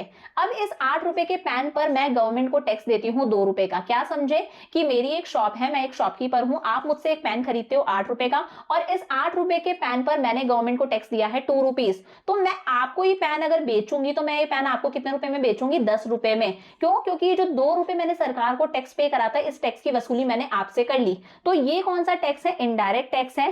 टैक्स पे तो मैं कर रही हूं, शॉपकीपर टैक्स को पे कर रहा है, बट वो इस की जो वसूली है, इसका जो बर्डन है वो किस पर डाल देता है, कस्टमर पर डाल देता है। वो कस्टमर से इस टैक्स की वसूली करता है। इस तरह के टैक्स को बोला जाता है इनडायरेक्ट टैक्स। ये वो टैक्स है जिसका बर्डन दूसरों पर शिफ्ट किया जा सकता है। बहुत अच्छा एग्जांपल है GST, goods and services tax. अगर आप कोई भी चीज खरीद कर लेकर आते हो तो उस पर जीएसटी लगता है, मतलब सामने वाले शॉपकीपर ने जो टैक्स का पैसा गवर्नमेंट को दिया है, वो पैसा उसने आपसे वसूल कर लिया, उस चीज की प्राइस में उसे ऐड करके। लिखा हुआ होता है ना एमआरपी के अंदर, इंक्लूसिव ऑफ टैक्सेस, उसके अंदर टैक्सेस ऑलरेडी इंक्लूड हैं, तो उसका अल्टीमेट बर्डन किस पर आता है, कस्टमर पर आता है। तो दो तरह के टैक्सेस होते हैं, डायरेक्ट टैक्सेस और indirect taxes. Prior to liberalization, liberalization से पहले tax structure in the country was highly complex and evasive. हमारा जो टैक्स स्ट्रक्चर था वो बहुत ही ज्यादा कॉम्प्लेक्स था, बहुत ही ज्यादा कॉम्प्लिकेटेड था, समझ में नहीं आता था, और इवेसिव था। बहुत ज्यादा टैक्स सरकार चार्ज करती थी कि लोग टैक्स देने से बचते थे, लोग अपनी इनकम को छुपाते थे, लोग टैक्स ही नहीं देते थे। इवेसिव मतलब बचना, उससे छुपाना, टैक्स देना ही नहीं। Fearing of heavy burden of taxation, people would often इवेट taxes. Tax का इतना बर्डन था लोगों पर कि लोग अपनी इनकम को डिस्क्लोज ही नहीं करते थे और टैक्स देने से बचते थे। But after liberalization tax structure has been simplified. But liberalization के बाद में यही जो टैक्स स्ट्रक्चर है ये काफी सिंपल हो चुका है। पहले जो कॉम्प्लेक्स था आज वो सिंपल हो चुका है, और अब जो टैक्स है वो कम भी हो गया, टैक्स का बर्डन कम कर दिया गया है। पहले बहुत ज्यादा टैक्स चार्ज करा जाता था, अब कंपैरेटिवली कम टैक्स चार्ज करा जाता है, तो लोग इजीली टैक्स पे कर देते हैं। और इसी की वजह से हमारी गवर्नमेंट की जो टैक्स रेवेन्यू है, गवर्नमेंट की जो टैक्सेशन से इनकम हो रही है, वो इनकम भी इंक्रीज हुई है। तो यही चेंजेस आए थे कि भाई पहले जो हमारा टैक्सेशन सिस्टम था वो बहुत ही ज्यादा कॉम्प्लिकेटेड था, लोगों पर टैक्स का बहुत ज्यादा बर्डन था। बट लिबरलाइजेशन के बाद में उस टैक्स सिस्टम को हम लोगों ने सिंपल कर दिया, हमारी सरकार ने सिंपल कर दिया, टैक्स के बर्डन को कम कर दिया कि लोग इजीली टैक्स पे करने लगे, और इसी की वजह से गवर्नमेंट की जो टैक्स वाली इनकम थी, जो रेवेन्यू था, वो इंप्रूव होने लगा। अब देखो अगर आप टैक्स रिफॉर्म्स पढ़ रहे हो तो टैक्स के अंदर जो सबसे मेजर चेंज आया हमारे टैक्सेशन सिस्टम के अंदर वो तो जीएसटी था। हमारी सरकार जीएसटी लेकर आई, गुड्स एंड सर्विसेज टैक्स। ये सबसे बड़ा चेंज है हमारे पूरे के पूरे टैक्सेशन सिस्टम के अंदर। तो इसको भी पढ़ लेते हैं यहाँ, जीएसटी क्या होता है, क्या है गुड्स एंड सर्विसेज टैक्स। ध्यान से समझना। देखो पीछे मैंने आपको बताया दो तरह के टैक्सेस होते हैं, एक होता है डायरेक्ट टैक्स और एक होता है इनडायरेक्ट टैक्स। मेरी इनकम पर मैं टैक्स दे रही हूँ, इस टैक्स के बर्डन को मैं किसी पर शिफ्ट नहीं कर सकती, this is direct tax. But goods और सर्विसेज पर जो टैक्स लगता है, हम लोग जो इतने सारे गुड्स खरीदते हैं, सर्विसेज खरीदते हैं, इस पर हम सामने वाले को टैक्स देकर आते हैं, सामने वाले ने गवर्नमेंट को टैक्स पे करा था, बट उस टैक्स की वसूली हमसे कर ली। ये टैक्स कौन सा था, इनडायरेक्ट टैक्स था। अब ऐसे बहुत सारे इनडायरेक्ट टैक्सेस हमारी कंट्री के अंदर थे कि आप कुछ भी मैन्युफैक्चर कर रहे हो तो उस पे जो टैक्स लगता था उसे बोला जाता था एक्साइज ड्यूटी। अगर आपने कुछ प्रोडक्शन करा है तो उस पे लग गया वैट, वैल्यू एडेड टैक्स। बहुत सारे इनडायरेक्ट टैक्सेस पहले हमारी कंट्री में लगते थे। सारे के सारे इनडायरेक्ट टैक्सेस को खत्म करा गया और उनकी जगह एक सिंगल टैक्स आया, जिस सिंगल टैक्स का नाम है GST, goods and services tax. The government of India introduced GST. हमारी सरकार जीएसटी लेकर आई। मकसद क्या है, वन नेशन वन टैक्स, एक देश का एक ही टैक्स। कहने को तो ये एक देश का एक ही टैक्स है, बट देखा जाए तो कैटेगरी क्या हो गई, एक तरफ तो है हमारे डायरेक्ट टैक्सेस, ठीक है वो तो है ही, और इनडायरेक्ट टैक्सेस को खत्म करके उसकी जगह पर क्या आ गया, जीएसटी आ गया। जितने भी इनडायरेक्ट टैक्सेस है उन्हें खत्म करके क्या आया, जीएसटी आया। कब आया, 1 जुलाई 2017 को हमारी सरकार जीएसटी देकर आई। याद रहेगा 1 जुलाई 2017 को कि जितने भी इनडायरेक्ट टैक्सेस थे उन सबको खत्म करके एक सिंगल टैक्स आ गया जिसे बोला जाता है GST. It is one tax in place of all taxes on goods and services. पहले जितने भी टैक्सेस लगते थे गुड्स और सर्विसेज पर, जितने भी इनडायरेक्ट टैक्सेस लगते थे उनके सबकी जगह पर क्या आ गया है, एक सिंगल टैक्स आ गया है। And it is a uniform tax, ये एक यूनिफॉर्म टैक्स है। ये टैक्स की रेट्स कंट्री के हर पार्ट के अंदर सेम है, यानी कि हर स्टेट के अंदर जो जीएसटी की रेट्स हैं वो क्या है, सेम है, जो सरकार ने डिसाइड कर रखी है। देखो रेट्स क्या है, रेट्स की बात कर लेते हैं। सैनिटरी नैपकिन्स की बात करें, फोर्टिफाइड मिल्क की बात करें, फ्रूट्स और वेजिटेबल्स की बात करें तो ये क्या है, नेसेसिटी वाले आइटम्स हैं, इन पर कोई टैक्स नहीं है। इस पर टैक्स की रेट क्या है, 0%। याद रहेगा, जो नेसेसिटी वाले आइटम्स हैं इस पर कोई टैक्स नहीं है, टैक्स की रेट क्या है, 0%। उसके बाद में कॉफी, टी, स्पाइसेस या फिर इलेक्ट्रिकल व्हीकल्स, इनकी अगर हम बात करें तो इन पे कितना टैक्स लगता है, 5%। मतलब जैसे जैसे चीजें हाई फाई होती जाएंगी, जैसे जैसे हम लग्जरी गुड्स पर आते जाएंगे, जो टैक्स की रेट है वो इंक्रीज होती जाएगी। फिर बात करते हैं बटर की या फिर फ्रोजन मीट प्रोडक्ट्स की, आयुर्वेदिक मेडिसिन की, स्पेक्टेकल्स की, तो इस पर टैक्स की रेट कितनी है, 12% जीएसटी है। Pasta, pastries, cakes and detergents, इस पर टैक्स की रेट है 18%। और फिर आ जाते हैं कुछ लग्जरी आइटम्स जैसे ऑटोमोबाइल्स हो गए, डिश वॉशर हो गया, वेंडिंग मशीन्स हो गया। वेंडिंग मशीन्स जानते हो ना कि एयरपोर्ट्स वगैरह पर देखी होंगी, मॉल्स में देखी होंगी कि किसी पर्सन की जरूरत नहीं होती, आप कॉइन डालो या फिर टोकन डालो, आपका प्रोडक्ट अपने आप आ जाएगा। आप कॉइन डालो या टोकन डालो, पेप्सी आ जाएगी, कुरकुरे आ जाएंगे, सैनिटाइजर की बोतल आ जाएगी। इस तरह की मशीन्स को बोला जाता है वेंडिंग मशीन। ये कुछ लग्जरी आइटम्स हैं, इन पर टैक्स की रेट है 28%। तो ये क्या है, स्ट्रक्चर है हमारे जीएसटी का। अब देखो जीएसटी की कैरेक्टरिस्टिक्स क्या है। It is levied at each stage of value addition. जैसे जैसे प्रोडक्ट की वैल्यू में एडिशन होता जाएगा हर स्टेज पर जीएसटी चार्ज करा जाता है। फॉर एग्जांपल मैं लकड़ियां लेकर आई, ठीक है, फर्नीचर बनाऊंगी मैं इससे, मैं लकड़ियां लेकर आई, इन लकड़ियों पर मैं सामने वाले को टैक्स का पैसा देकर आई हूं, क्योंकि सामने वाले ने जो जिससे भी मैं लकड़ियां खरीद के लेकर आई हूं उसने गवर्नमेंट को टैक्स दिया होगा, उस टैक्स की वसूली उसने मुझसे कर ली होगी, ठीक है भाई, यहाँ पर जीएसटी लग गया। इसके बाद में मैं इन वुड से क्या करूंगी, एक स्ट्रक्चर तैयार करूंगी सोफा सेट का। मैंने सिर्फ स्ट्रक्चर तैयार करा है, ठीक है, स्ट्रक्चर तैयार करके मैंने इसे सेल कर दिया पॉलिश वाले को, तो यहाँ पर जीएसटी लग गया। अब वो पॉलिश करेगा, उसके बाद में गद्दी लगाएगा तो वहां पर और जीएसटी लग जाएगा। तो हर स्टेज पर जीएसटी लगता है। It is levied on the supply of goods, ये गुड्स की सप्लाई पर लगता है, गुड्स के प्रोडक्शन पर नहीं लगता। अच्छा, इससे मतलब क्या है, सपोज मैं कहती हूँ मैंने किसी गुड का प्रोडक्शन राजस्थान के अंदर करा और राजस्थान में ही मैंने उन गुड्स को बेचा है, गुड्स का प्रोडक्शन भी राजस्थान में ही हुआ है और गुड्स को मैंने सेल भी कहाँ करा है, उसकी सप्लाई भी राजस्थान में ही हुई है। तो इस पर जो टैक्स का पैसा होगा वो एक तो हमारी सेंट्रल गवर्नमेंट के पास में जाएगा, सेंट्रल गवर्नमेंट के पास में तो जाएगा ही, और एक ये टैक्स का पैसा मिलेगा हमारी राजस्थान स्टेट गवर्नमेंट को। किसे मिलेगा, राजस्थान स्टेट गवर्नमेंट को। सेंट्रल के पास में तो जाएगा ही क्योंकि पूरी कंट्री के अंदर आता है राजस्थान, और एक पैसा जाएगा राजस्थान स्टेट के पास में। बट अगर मैं कहूं कि गुड्स और सर्विसेज का प्रोडक्शन तो राजस्थान में हुआ है बट मैंने इन्हें सेल करा है, इनकी सप्लाई कहां हुई है, इनकी सप्लाई हुई है मध्य प्रदेश के अंदर, तो एक पैसा तो जाएगा हमारी सेंट्रल गवर्नमेंट के पास में, ये जो सेंट्रल गवर्नमेंट के पास में जा रहा था, क्योंकि सेंट्रल के अंदर ही आता है राजस्थान और एमपी दोनों की दोनों, तो सेंट्रल गवर्नमेंट के पास में जाएगा एक पैसा और एक पैसा जाएगा एमपी की स्टेट गवर्नमेंट के पास में। यहां पर राजस्थान की स्टेट गवर्नमेंट को कुछ भी नहीं मिलेगा। इसका मतलब क्या है कि जीएसटी सप्लाई पर चार्ज होता है, उस जगह की स्टेट गवर्नमेंट को यह पैसा मिलेगा जहां पर गुड्स बेचे गए हैं, जहां पर गुड्स सप्लाई करे गए हैं, ना कि जहां पर गुड्स का प्रोडक्शन हुआ है। Producers get input tax credit, बिल्कुल प्रोड्यूसर्स को इनपुट टैक्स क्रेडिट मिलती है। मेरा फर्नीचर बिजनेस है तो फर्नीचर बनाने के लिए सपोज मैं वुड्स खरीद के लेकर आई हूं, मैं लकड़ियां खरीद कर लेकर आई हूं, तो भाई अगर मैं लकड़ियां खरीद कर लेकर आई हूं, सामने वाले ने अगर मुझे लकड़ियां सेल करी थी तो सामने वाले ने इन वुड्स पर टैक्स दिया था और उसने इस टैक्स की वसूली मुझसे कर ली होगी। अगर ये वुड्स 1000 रुपीज की थी और उसने अगर मान लो इन वुड्स पे 100 रुपीज टैक्स पे करा होगा तो उसने मुझे ये वुड्स कितने की बेची होंगी, 1100 रुपीज की। मतलब यहां पर मैं मेरे इनपुट पर 100 रुपीज का टैक्स ऑलरेडी पे कर चुकी हूं। अब मैं इससे फर्नीचर बना के बेचूंगी, मैंने फर्नीचर बनाया इन वुड से, मैं सेल करूंगी तो मेरे आउटपुट पर भी मैं टैक्स दूंगी। सपोज मैं सेल करती हूं इसे 5000 रुपीज में और इस पर भी मुझे टैक्स देना पड़ता है, मैं 500 रुपीज का टैक्स देती हूं, तो इसका मतलब क्या हो गया कि भाई इनपुट पर भी 100 रुपए का टैक्स दिया, आउटपुट पर भी मैंने 500 रुपीज का टैक्स दिया, बट मुझे इनपुट टैक्स क्रेडिट मिलेगी। मैं गवर्नमेंट को बोलूंगी कि भाई मैंने मेरे इनपुट पर भी 100 रुपए टैक्स दिया था, मुझे ये टैक्स का पैसा रिफंड करो। मेरे जो 500 रुपए मैं आपको टैक्स पे कर रही हूँ ना, जो मेरे आउटपुट पर, उसमें से मैं ये 100 रुपीज माइनस कर दूंगी। सरकार बोलेगी भाई जो इनपुट पर आपने टैक्स पे करा था उसे माइनस कर दो, आप 400 रुपीज ही टैक्स पे करना। इसे बोला जाता है इनपुट टैक्स क्रेडिट। क्या समझे कि जो इनपुट्स खरीदने पर हम ऑलरेडी टैक्स पे करके आए हैं, उस पैसे की हमें रिफंड मिल जाती है, सरकार वो पैसा हमें रिटर्न कर देती है, या फिर जितना भी पैसा हमें पे करना है, हमारे आउटपुट पर जितना भी टैक्स हमें पे करना है, उसमें से इस वाले को माइनस करके आप बचा हुआ पे कर दो। यानी कि आपको अपने इनपुट पर जो आपने टैक्स पे करा है वो एक तरह से रिफंड हो गया। तो जीएसटी के अंदर इनपुट टैक्स क्रेडिट भी मिल जाती है। फायदे क्या है? GST has simplified tax structure. पहले बहुत सारे टैक्स चार्ज करे जाते थे, मैन्युफैक्चरिंग पर अलग, इंपोर्ट्स पर अलग, प्रोडक्शन पर अलग, हर चीज पर अलग अलग तरह के बहुत सारे टैक्सेस थे। आज हमारी कंट्री के अंदर एक सिंगल टैक्स है, जितने भी इनडायरेक्ट टैक्सेस थे सबको खत्म करके मर्ज करके एक सिंगल टैक्स बन गया है, that is GST. It helps producers to get input tax credit. पीछे मैंने बता दिया प्रोड्यूसर को इनपुट टैक्स क्रेडिट मिल जाती है। वो अपने आउटपुट पर तो टैक्स पे कर ही रहा है, बट इनपुट पर जो वो टैक्स पे करके आया था वो पैसा उसे रिफंड हो जाता है। रिफंड पॉसिबल है जीएसटी के अंदर।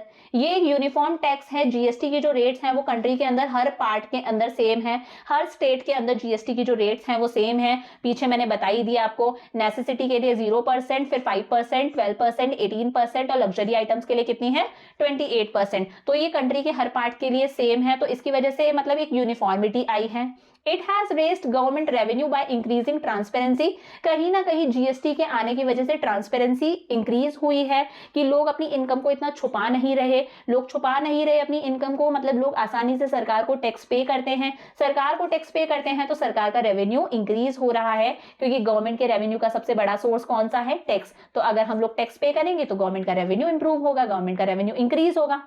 डीमेरिट्स क्या रह गए भाई जीएसटी के? देखो, जीएसटी के अंदर आज भी कुछ आइटम्स ऐसे हैं जो जीएसटी में इंक्लूड नहीं होते। इन आइटम्स को जीएसटी में इंक्लूड करना बाकी है। कौन कौन से आइटम्स हैं? अल्कोहल, पेट्रोल, डीजल और इलेक्ट्रिसिटी जनरेशन।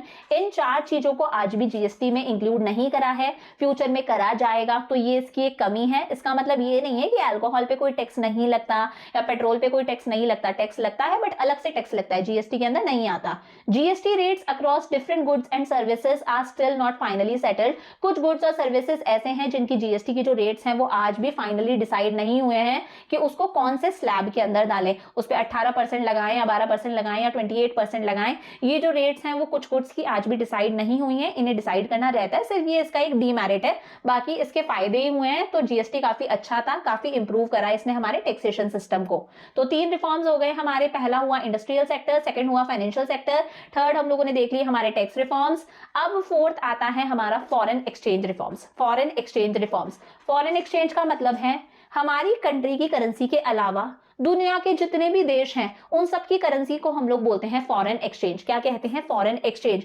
यूएस डॉलर हमारे लिए फॉरेन एक्सचेंज है, ब्रिटिश पाउंड हमारे लिए फॉरेन एक्सचेंज है। दुनिया के जितने भी देश हैं उनकी करेंसी अगर हमारे पास में रखी हुई है, हमारे आरबीआई के पास में है, that is our foreign exchange. तो फॉरेन एक्सचेंज का मतलब एक तरह से ये समझ लो यूएस डॉलर। दूसरे देशों की करेंसी को फॉरेन एक्सचेंज बोला जाता है। और फॉरेन एक्सचेंज रिजर्व रखने का काम किसका है? आरबीआई का है। और कोई भी कंट्री कितनी डेवलप्ड है उसका पता उसके फॉरेन एक्सचेंज से पता चल जाता है कि भाई अगर ज्यादा फॉरेन करेंसी है हमारे पास में तो मतलब हम लोग डेवलप्ड हैं, फॉरेन करेंसी का रिजर्व कम है तो हम लोग डेवलप्ड नहीं है। चैप्टर की शुरुआत ही हम लोगों ने यहां से करी थी कि हमारे फॉरेन करेंसी के रिजर्व एकदम गिर गए थे, इसी के लिए हमें वर्ल्ड बैंक और आईएमएफ के पास में जाना पड़ा था। तो यही फॉरेन एक्सचेंज के बारे में हम लोग अब पढ़ेंगे। Foreign exchange reforms were initiated to resolve BOP crisis. ये मैंने आपको शुरू में भी बताया था कि बीओपी क्या होता है? Balance of payment. एक अकाउंट्स का स्टेटमेंट है जिसमें हम एक तरफ तो वो ट्रांजैक्शंस रिकॉर्ड करते हैं हमारी कंट्री के दूसरी कंट्रीज के साथ में, जिसकी वजह से यूएस डॉलर आ रहा है। यानी कि जो हमारे एक्सपोर्ट्स हैं वो शो करते हैं, एक्सपोर्ट्स करते हैं तो फॉरेन करेंसी आएगी, यूएस डॉलर आएगा। वहीं एक तरफ वो ट्रांजैक्शंस दिखाते हैं जिनकी वजह से यूएस डॉलर जा रहा है, फॉरेन करेंसी जा रही है, मतलब इंपोर्ट। हमारा बीओपी क्राइसिस के अंदर था। क्राइसिस के अंदर मतलब हमारे एक्सपोर्ट्स तो कम थे और हमारे इंपोर्ट्स ज्यादा थे। एक्सपोर्ट्स कम थे मतलब यूएस डॉलर जो है वो कम आ रहा था, आ तो कम रहा था बट इंपोर्ट्स ज्यादा थे, यूएस डॉलर ज्यादा रहा था। हमारा बीओपी क्राइसिस के अंदर था, इसीलिए हमारी कंट्री लेकर आई, हमारी सरकार लेकर आई फॉरेन एक्सचेंज रिफॉर्म्स। हुआ क्या इसके अंदर? सबसे पहली चीज हुई डीवैल्यूएशन। क्या हुआ? डीवैल्यूएशन। डीवैल्यूएशन पहला स्टेप था। डीवैल्यूएशन का मतलब क्या होता है? जब हमारी गवर्नमेंट चलाकर हमारी कंट्री की करेंसी की वैल्यू को गिराती है, उसे बोला जाता है डीवैल्यूएशन। क्या समझे? जब हमारी गवर्नमेंट, हमारा आरबीआई जानबूझ के हमारी खुद की कंट्री की करेंसी की वैल्यू को, यानी कि इंडियन रुपी की वैल्यू को मार्केट में गिराएगा, उसे बोला जाएगा devaluation. Devaluation means lowering the value of our currency, खुद की कंट्री की करेंसी की वैल्यू को गिराना, यानी कि रुपी की वैल्यू को गिराना in relation to other countries of the world, इसे बोला जाता है डीवैल्यूएशन। डीवैल्यूएशन से हुआ क्या? देखो, devaluation of Indian rupee against foreign currency means a British pound can buy more goods in the Indian market. इसका मतलब क्या है? देखो, मैं कहती हूं कि आज अगर एक यूएस डॉलर मुझे खरीदना है तो मुझे उसके लिए कितने रुपए पे करने पड़ते हैं? 80 रुपीज पे करने पड़ते हैं। खुद की करेंसी की वैल्यू को गिराने का मतलब क्या है कि यही यूएस डॉलर खरीदने के लिए मुझे 100 रुपए पे करने पड़ेंगे, यानी कि यूएस डॉलर महंगा हो गया और हमारी करेंसी की वैल्यू गिर गई। जो यूएस डॉलर पहले 80 रुपए में मिल रहा था, आज वही यूएस डॉलर हमें 100 रुपए देने पे मिल रहा है। मतलब कहीं ना कहीं हमारी करेंसी की वैल्यू गिरी है। और ऐसा होने की वजह से क्या हुआ? इसका मतलब क्या है कि भाई पहले एक बंदा, यूएस वाला बंदा, एक यूएस डॉलर से हमारे इंडिया में कितने रुपए का सामान खरीद लेता था? 80 रुपए का। अब वही एक यूएस डॉलर में वो हमारी कंट्री के 100 रुपए का सामान खरीद सकता है। समझ पा रहे हो कि भाई पहले एक यूएस डॉलर में वो लोग हमारी कंट्री के 80 रुपीज का ही सामान खरीद पाते थे। अब हमारी करेंसी की वैल्यू गिर गई, इसी एक यूएस डॉलर में अब वो बंदा 100 रुपए तक का सामान खरीद सकता है। तो वो तो बंदा हमारी कंट्री से खरीदेगा ना, ऑब्वियस सी बात है। हमारी करेंसी की वैल्यू गिर गई, हमारा प्रोडक्ट सस्ता हो गया, तो वो हम लोगों से खरीदेंगे। हम लोगों से खरीदेंगे, इसका मतलब क्या होगा? हमारे एक्सपोर्ट्स इंक्रीज होंगे। एक्सपोर्ट्स इंक्रीज होंगे तो हमारा जो बीओपी क्राइसिस के अंदर जा रहा था कि हमारे एक्सपोर्ट्स कम थे, हमारे पास में फॉरेन एक्सचेंज आ कम रहा था, अपने आप वो जो बीओपी क्राइसिस में जा रहा था वो बीओपी सही हो जाएगा ना। तो इसीलिए डिवैल्यूएशन हुआ था। This is expected to increase exports. अगर हमारी करेंसी की वैल्यू गिरेगी, मतलब वो लोग उसी यूएस डॉलर में हमसे ज्यादा सामान खरीद सकते हैं, तो हमारे एक्सपोर्ट्स इंक्रीज होंगे। और एक्सपोर्ट्स अगर इंक्रीज होंगे तो हमारे पास में फॉरेन एक्सचेंज आएगा, फॉरेन करेंसी आएगी और हमारा बीओपी जो क्राइसिस के अंदर था वो सही होगा। तो समझ में आया, डिवैल्यूएशन करके हमारे बीओपी को क्राइसिस से बाहर निकाला गया था। India adopted for float exchange rate system. अच्छा, अब ये भी समझ लो। देखो, फॉरेन एक्सचेंज पढ़ा होगा आपने, foreign exchange rate. Foreign exchange rate क्या होता है कि हम कितने इंडियन रुपीज दें कि एक यूएस डॉलर खरीद सके, या फिर कितने इंडियन रुपीज दें कि हम एक ब्रिटिश पाउंड खरीद सके। ये रेट डिसाइड करनी होती है। इसी रेट को बोला जाता है फॉरेन एक्सचेंज रेट, कि आज अगर मेरे को एक यूएस डॉलर खरीदना है तो मुझे 80 रुपए देने होंगे। ये क्या है? फॉरेन एक्सचेंज रेट है। तो ये रेट अब कैसे डिसाइड होती है? फ्लोट एक्सचेंज रेट सिस्टम से। इसका मतलब है डिमांड और सप्लाई का सारा खेल है। जिस कंट्री की करेंसी की डिमांड ज्यादा है, यूएस डॉलर की मान लो अगर डिमांड ज्यादा है, तो यही यूएस डॉलर क्या हो जाएगा? महंगा हो जाएगा। किसी टाइम पर यही यूएस डॉलर हमें 50 रुपए में मिल जाता था। अब आज यूएस डॉलर की डिमांड ज्यादा है तो यही यूएस डॉलर हमें 80 रुपए में मिल रहा है। हो सकता है फ्यूचर में यूएस डॉलर की डिमांड और ज्यादा हो तो यही यूएस डॉलर पाने के लिए हमें 100 रुपए देने होगा ना। तो यही है फ्लोट एक्सचेंज रेट सिस्टम, कि एक्सचेंज रेट को डिसाइड करना, वो भी किसके बेसिस पर? डिमांड और सप्लाई के बेसिस पर। जिस कंट्री की करेंसी की डिमांड ज्यादा है उस कंट्री की करेंसी महंगी हो जाएगी, जिस कंट्री की करेंसी की डिमांड कम है उस कंट्री की करेंसी सस्ती हो जाएगी। तो इंडिया ने अपनाया float exchange rate system, exchange value decide करने के लिए कि कितने इंडियन रुपीस पे करने पड़ेंगे हमें इंटरनेशनल मार्केट में, ताकि हमें एक यूएस डॉलर मिल सके या फिर एक ब्रिटिश पाउंड मिल सके। इस एक्सचेंज रेट सिस्टम को बोला जाता है फ्लोट एक्सचेंज रेट सिस्टम, यानी कि फ्लेक्सिबल एक्सचेंज रेट सिस्टम, कि डिमांड और सप्लाई के हिसाब से एक्सचेंज रेट डिसाइड होगी। इसमें गवर्नमेंट का कोई इंटरवेंशन नहीं होगा। तो 4 रिफॉर्म्स पढ़ लिए। लास्ट रिफॉर्म आता है हमारा trade and investment policy reforms, कि ट्रेड के अंदर क्या चेंजेस आए, हमारे एक्सपोर्ट इंपोर्ट में क्या चेंजेस आए और इन्वेस्टमेंट में सरकार ने क्या चेंजेस करे। तो these reforms focused on, in reforms में किस चीज पर फोकस करा था?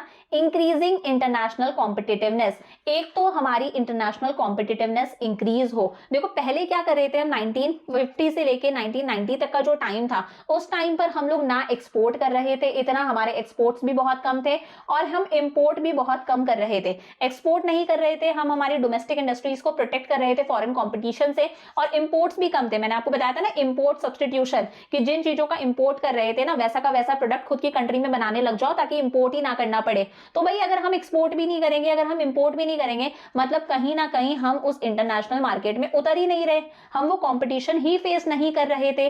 अब 1991 से हम लोगों ने क्या करा, इंटरनेशनल मार्केट में उतरना स्टार्ट करा, हम लोगों ने एक्सपोर्ट करना स्टार्ट करा, इंपोर्ट करना स्टार्ट करा, हम लोगों ने उस कंपटीशन को फेस करा कि भाई अगर हमारा प्रोडक्ट अच्छा होगा तो हमारा प्रोडक्ट सर्वाइव करेगा, सर्वाइवल ऑफ द फिटेस्ट है। अगर हमारा प्रोडक्ट अच्छा नहीं होगा तो सर्वाइव नहीं करेगा। तो हम लोगों ने हमारी इंटरनेशनल कॉम्पिटिटिवनेस को इंप्रूव करने पर ध्यान दिया।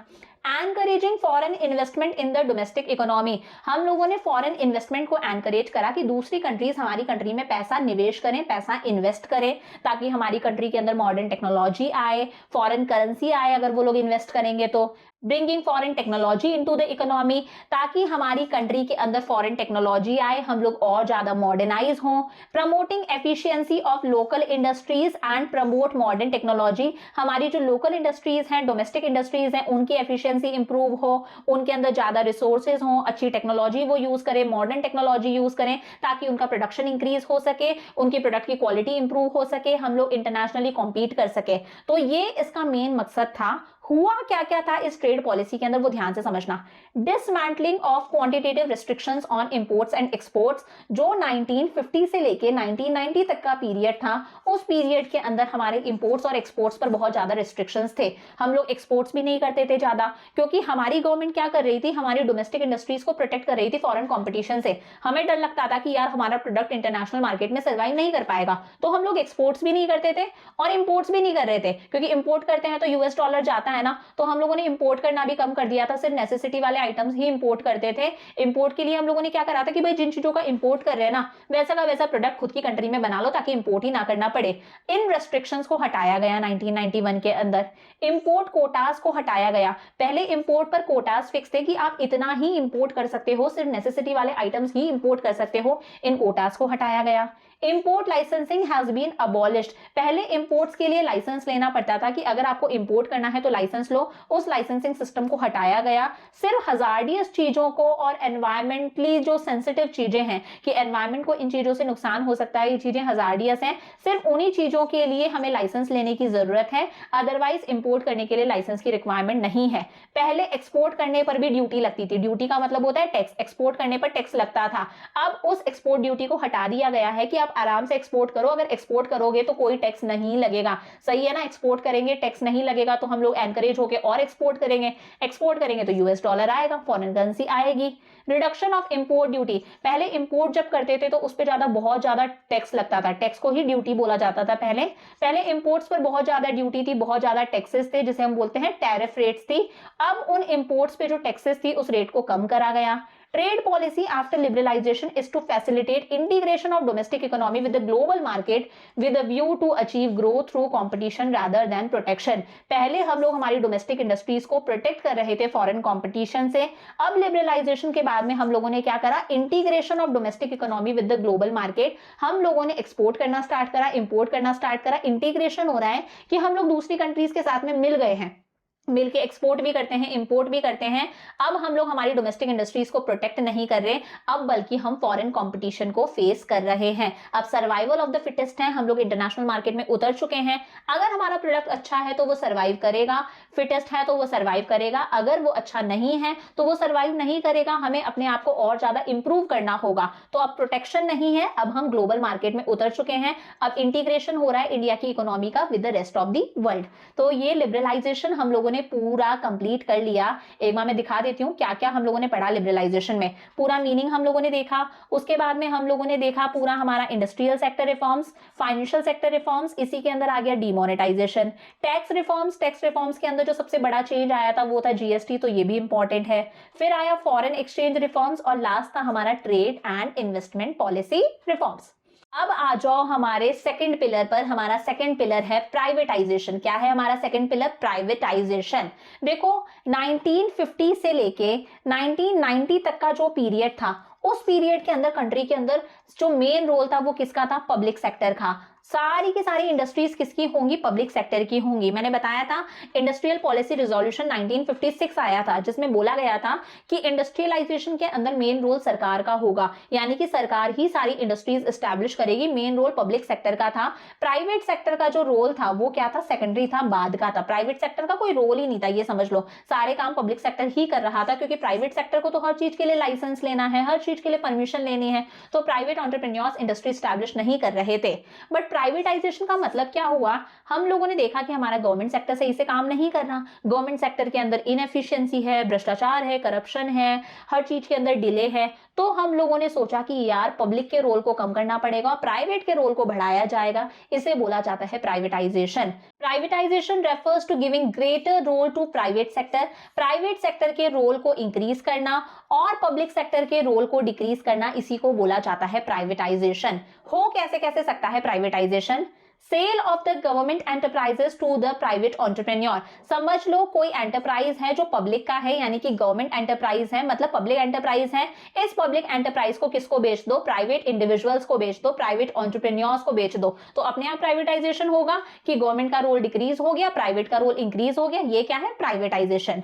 Withdrawal of the government ownership and management from the joint owned enterprise. कोई एंटरप्राइज है जो जॉइंट ओन्ड है, जॉइंट ओन्ड का मतलब है कि ये एंटरप्राइज पब्लिक का भी है, गवर्नमेंट का भी है और प्राइवेट का भी है, दोनों का है, मिलकर है। तो इसमें गवर्नमेंट जो है वो अपना शेयर निकाल ले, वापस ले ले, गवर्नमेंट अपनी ओनरशिप हटा ले, गवर्नमेंट अपना मैनेजमेंट हटा ले, तो फिर ये एंटरप्राइज सिर्फ किसका रह जाएगा, प्राइवेट का रह जाएगा। तो यहां पर भी क्या हुआ, पब्लिक का रोल डिक्रीज और प्राइवेट का रोल इंक्रीज, इसे बोला जाता है प्राइवेटाइजेशन। तो समझ में आ गया प्राइवेटाइजेशन होता क्या है, कि गवर्नमेंट के रोल को डिक्रीज करना और प्राइवेट के रोल को इंक्रीज करना, इसे बोला जाता है प्राइवेटाइजेशन। कैसे भी कर सकते हैं, पब्लिक एंटरप्राइज है, सही से काम नहीं कर रहा, लॉसेस के अंदर जा रहा है, प्राइवेट इंडिविजुअल को बेच दो।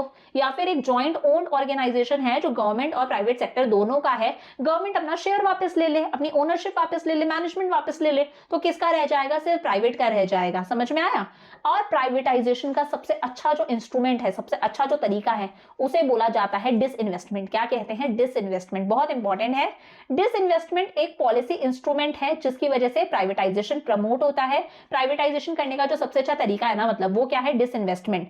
It occurs when the government sells off its share capital of public sector enterprises या फिर undertakings to the private entrepreneurs या फिर प्राइवेट इन्वेस्टर्स। देखो पब्लिक सेक्टर अंडरटेकिंग्स क्या है, गवर्नमेंट के ऑर्गेनाइजेशंस है। अगर गवर्नमेंट के ऑर्गेनाइजेशन अपने शेयर्स या फिर अपनी शेयर कैपिटल, अपना हिस्सा प्राइवेट इन्वेस्टर्स को बेच दें, तो वो किसके हो जाएंगे, प्राइवेट के हो जाएंगे। इसे बोला जाता है डिसइन्वेस्टमेंट या फिर प्राइवेटाइजेशन। क्या समझे, अगर गवर्नमेंट अपने शेयर कैपिटल, अपना जो शेयर है, अपना हिस्सा है पब्लिक सेक्टर अंडरटेकिंग्स का, मतलब गवर्नमेंट ऑर्गेनाइजेशन का, उसे अगर प्राइवेट इन्वेस्टर्स को बेच दे, प्राइवेट इंडिविजुअल्स को बेच दे, मतलब प्राइवेट का रोल इंक्रीज हो रहा है, गवर्नमेंट का रोल डिक्रीज हो रहा है, इसे बोला जाता है डिसइन्वेस्टमेंट। बहुत अच्छा तरीका है प्राइवेटाइजेशन करने का।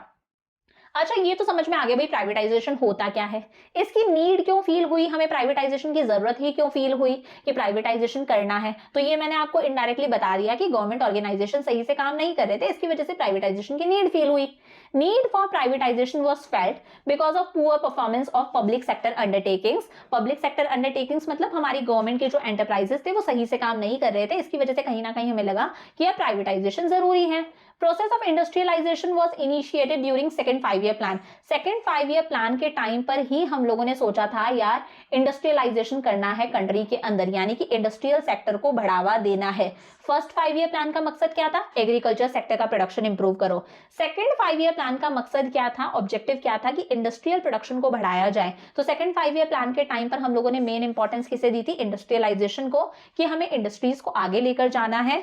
फिर आईपीआर 1956 आया ही था। आईपीआर का मतलब क्या है, सरकार ने क्लियरली डिक्लेयर करा था कि भाई अगर कंट्री के अंदर इंडस्ट्रियलाइजेशन होगा, इंडस्ट्रियल सेक्टर को हमें आगे लेकर जाना है, तो उसमें मेन रोल किसका होगा, सरकार का होगा, पब्लिक का होगा, पब्लिक सेक्टर अंडरटेकिंग्स का होगा, प्राइवेट से ना हो पाएगा।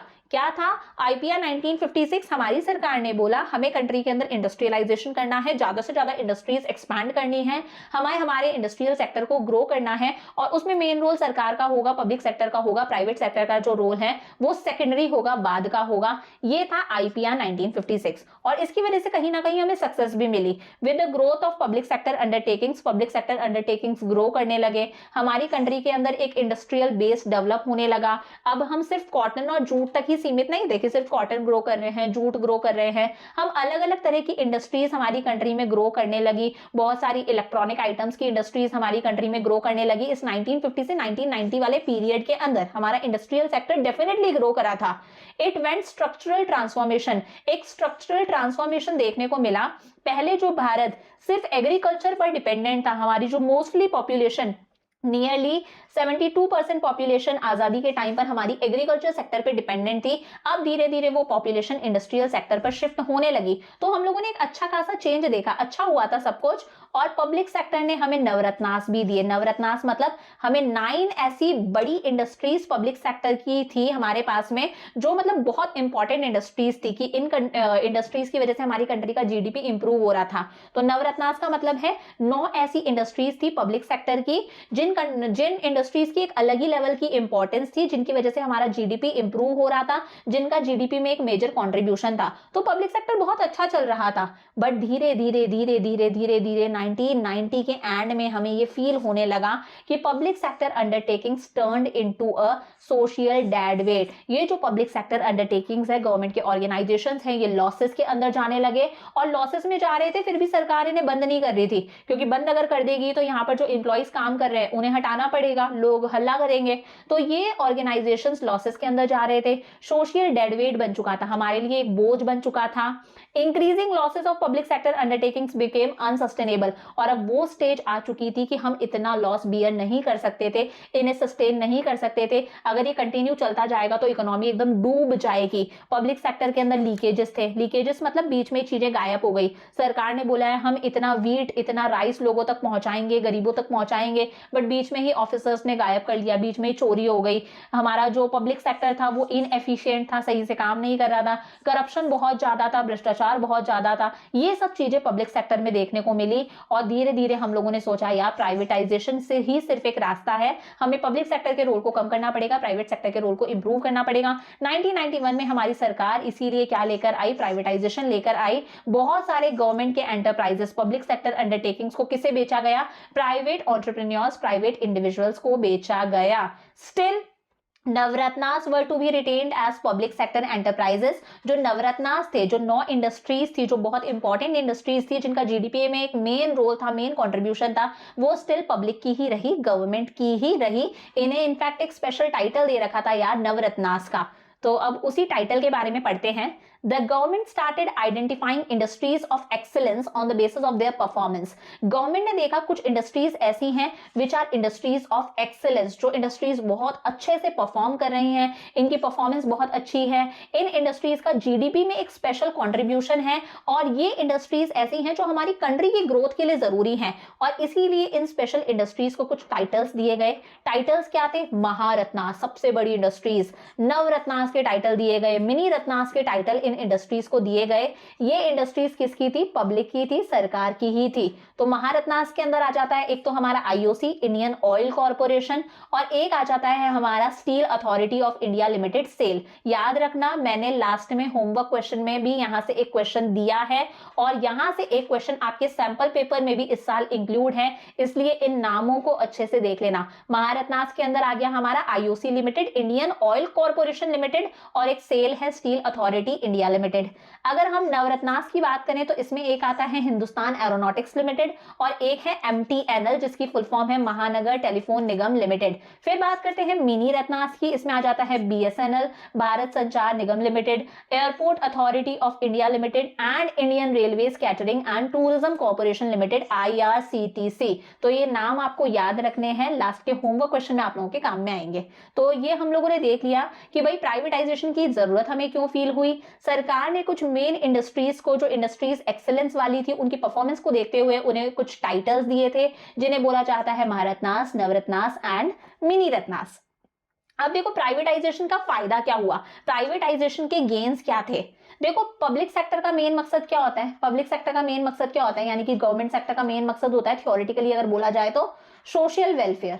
Social welfare, government social welfare के लिए काम करती है कि सबका विकास हो, कि जो गरीब लोग हैं उन्हें सस्ते में दवाइयां देना, सस्ते में फूड ग्रेन्स देना, उन्हें बेनिफिट्स देना, गवर्नमेंट का मेन मकसद होता है सोशल वेलफेयर। वहीं प्राइवेट सेक्टर का मेन मकसद क्या होता है, प्राइवेट सेक्टर कभी भी सोशल वेलफेयर के बारे में नहीं सोचता। प्राइवेट सेक्टर का मेन मकसद होता है प्रॉफिट मैक्सिमाइजेशन, कि हमारा प्रॉफिट मैक्सिमाइज होना चाहिए, हमें ज्यादा से ज्यादा प्रॉफिट होना चाहिए। Supremacy of self interest over social interest. पहले मेन रोल किसका था? पब्लिक सेक्टर का। अब मेन रोल किसका हो गया? प्राइवेट सेक्टर का। जब पब्लिक सेक्टर का मेन रोल था तो पब्लिक सेक्टर का मेन मकसद क्या था? Social welfare. बट अब हम लोगों ने प्राइवेटाइजेशन करा। प्राइवेटाइजेशन मतलब सेल्फ इंटरेस्ट। प्राइवेट सेक्टर हमेशा अपने प्रॉफिट को मैक्सिमाइज करने के बारे में सोचता है, खुद के इंटरेस्ट के बारे में सोचता है।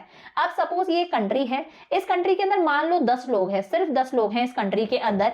अगर हर पर्सन अपने सेल्फ इंटरेस्ट के बारे में सोचेगा, प्राइवेटाइजेशन हो चुका है पूरी कंट्री के अंदर, ये भी अपने सेल्फ इंटरेस्ट के बारे में सोच रहा है, अपना प्रॉफिट मैक्सिमाइज कर रहा है, ये भी सेल्फ इंटरेस्ट के बारे में सोच रहा है, ये भी सेल्फ इंटरेस्ट के बारे में सोच रहा है, ये भी सेल्फ इंटरेस्ट के बारे में सोच रहा है। तो अगर सब लोग सेल्फ इंटरेस्ट के बारे में सोचेंगे तो कंट्री के अंदर अपने आप ही 100% कमिटमेंट और एफिशिएंसी आ जाएगी ना।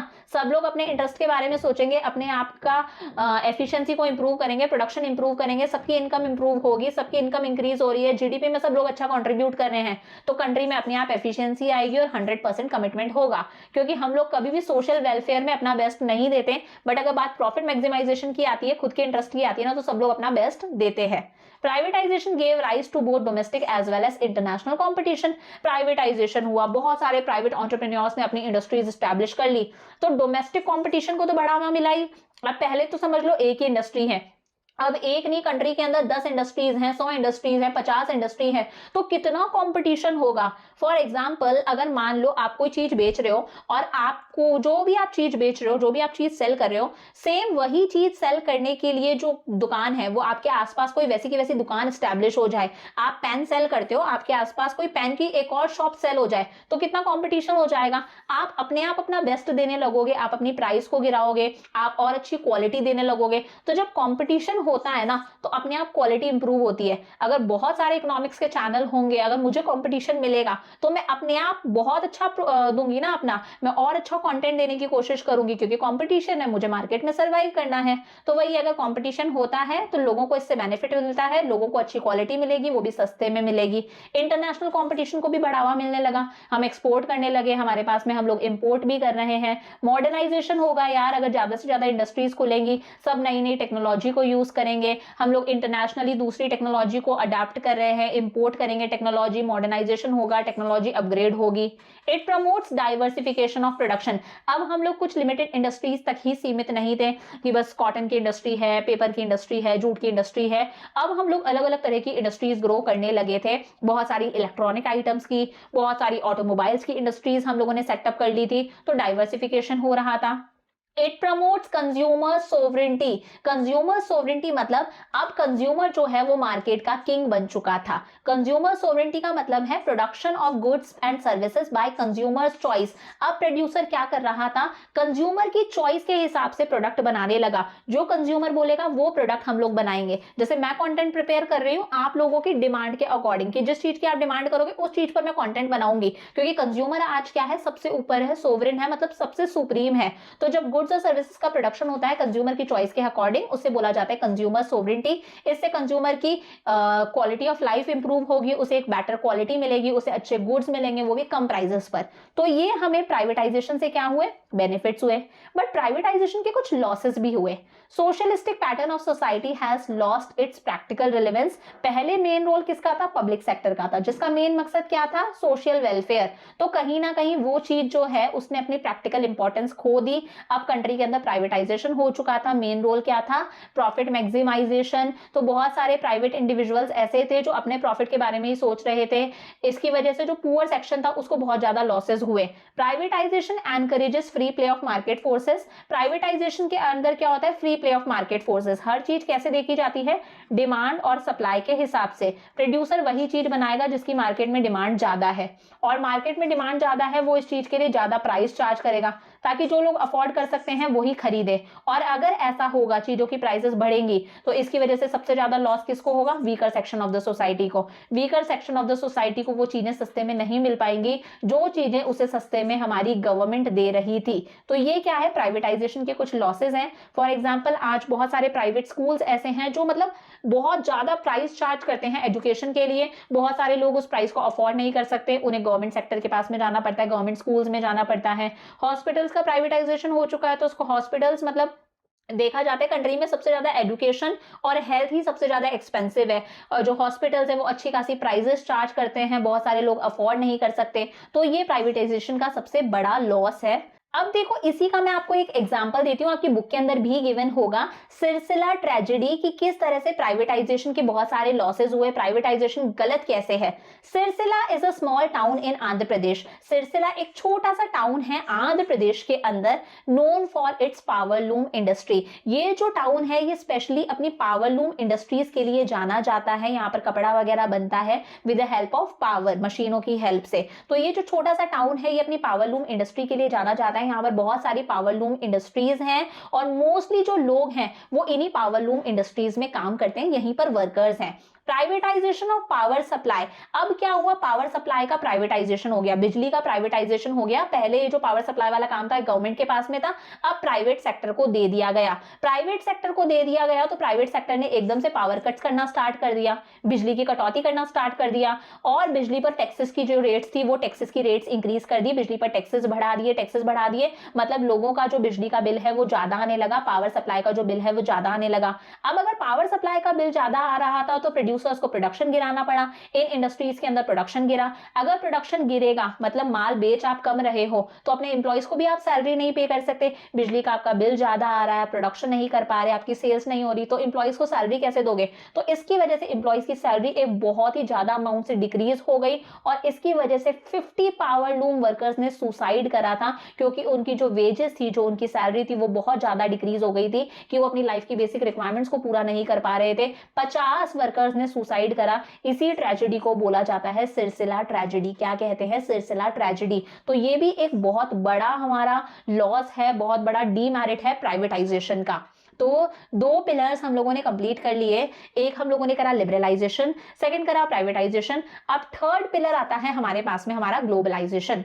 देखो ग्लोबलाइजेशन का मतलब क्या है, integration of various economies of the world. दुनिया की सारी कंट्रीज का आपस में मिलना, कि हम लोग एक्सपोर्ट भी कर रहे हैं, हम लोग इंपोर्ट भी कर रहे हैं, सारे देश आपस में मिल रहे हैं, ये क्या है, ग्लोबलाइजेशन है। कि दुनिया छोटी होती जा रही है, आज हमें कहीं से भी कुछ भी मंगाना है हम लोग सिर्फ एक क्लिक करके मंगवा सकते हैं, यही ग्लोबलाइजेशन है। Integration of various economies of the world, दुनिया के सारे देश आपस में मिल रहे हैं, ओपननेस इंक्रीज हो रही है, हम लोग ओपन होते जा रहे हैं, हम लोग एक्सपोर्ट करते हैं दूसरी कंट्रीज को, दूसरी कंट्रीज से इंपोर्ट करते हैं। एक इंटरडिपेंडेंस यहां पर देखने को मिल रही है कि कैसे हम लोग एक दूसरे पर डिपेंडेंट हैं। डीपनिंग इकोनॉमिक इंटीग्रेशन, आपस में बहुत ज्यादा डीपली हम लोग एक दूसरे पर डिपेंडेंट होते जा रहे हैं एक्सपोर्ट इंपोर्ट के लिए, इसी को बोला जाता है ग्लोबलाइजेशन। क्या कहते हैं, globalization. Strategies promoting globalization, globalization को कौन कौन सी स्ट्रैटेजीज ने प्रमोट करा, ग्लोबलाइजेशन कैसे हुआ हमारी कंट्री में। पहली चीज क्या है, increase in equity limit of foreign investment. New economic policy के अंदर यानी कि 1991 के अंदर हम लोगों ने फॉरेन इन्वेस्टमेंट की लिमिट को बढ़ा दिया। फॉरेन इन्वेस्टमेंट की लिमिट मतलब दूसरी कंट्रीज अब हमारी कंट्री में और ज्यादा पैसा इन्वेस्ट कर सकती हैं, 100% पैसा इन्वेस्ट कर सकती हैं। पहले ये जो लिमिट थी ये सिर्फ 40% थी, आज ये लिमिट बढ़ के 100% तक हो चुकी है। आज दूसरी कंट्रीज के इंडिविजुअल्स या वहां की कंपनीज हमारी कंट्री की कंपनी के अंदर 100% तक इक्विटी शेयर्स खरीद सकते हैं, कंप्लीट ओनरशिप ले सकते हैं। और इसके लिए जो एक्ट आया उसका नाम है फॉरेन एक्सचेंज मैनेजमेंट एक्ट। क्या है नाम, फॉरेन एक्सचेंज मैनेजमेंट एक्ट। एक चीज और बताती हूं, पहले इसी के लिए जो एक्ट था उसका नाम था फेरा। क्या नाम था, फेरा, फॉरेन एक्सचेंज रेगुलेशन एक्ट। सिर्फ एक ही वर्ड का डिफरेंस है, इसका नाम है फॉरेन एक्सचेंज मैनेजमेंट एक्ट। पहले इसी पर्पस के लिए जो एक्ट था उसका नाम था फेरा, फॉरेन एक्सचेंज रेगुलेशन एक्ट। यानी कि पहले हर चीज को रेगुलेट करा जाता था, कंट्रोल करा जाता था कि यार इतना ही इन्वेस्ट करना है, इतनी ही फॉरेन इन्वेस्टमेंट आनी चाहिए। आज फॉरेन एक्सचेंज रेगुलेशन एक्ट खत्म हो गया है, उसकी जगह उल्टा आया है फॉरेन एक्सचेंज मैनेजमेंट एक्ट की। अब रेगुलेट नहीं करा जाएगा, कंट्रोल नहीं करा जाएगा, दूसरी कंट्रीज हमारी कंट्री में 100% इक्विटी के अंदर इन्वेस्ट कर सकती हैं, हमें सिर्फ मैनेज करना है, चीजों को सही से चलाना है।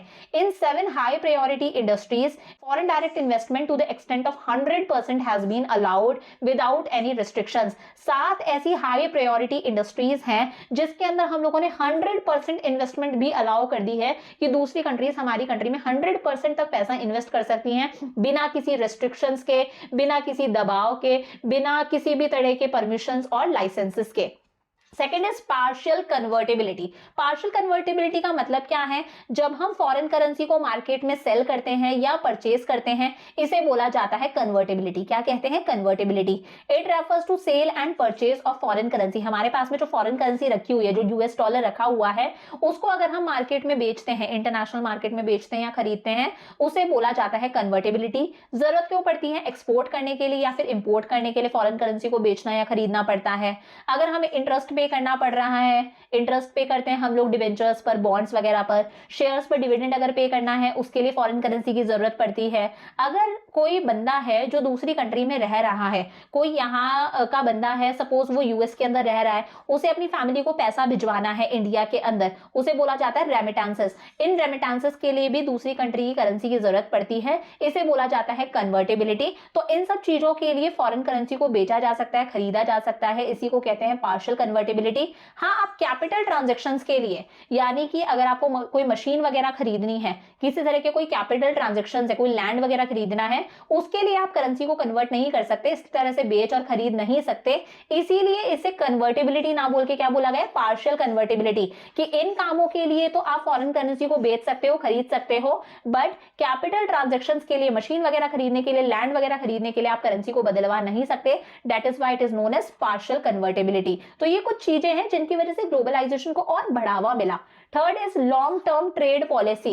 लंबे समय के लिए, लॉन्ग ड्यूरेशन के लिए, यानी कि 5-5 साल के लिए हम लोग ट्रेड पॉलिसी लेकर आए, व्यापार से रिलेटेड पॉलिसी लेकर आए, जिसके अंदर एक्सपोर्ट और इंपोर्ट पे जितने भी रिस्ट्रिक्शंस थे, जितने भी अननेसेसरी कंट्रोल्स थे, उन सारे कंट्रोल्स को हटाया गया। ओपन कंपटीशन को बढ़ावा दिया गया कि भाई अब हम खुल के एक्सपोर्ट भी करेंगे, अब हम खुल के इंपोर्ट भी करेंगे, हम लोग इंटरनेशनल मार्केट में कॉम्पीट करेंगे। अगर हमारा प्रोडक्ट अच्छा है तो वो सर्वाइव करेगा, अच्छा नहीं है तो सर्वाइव नहीं करेगा।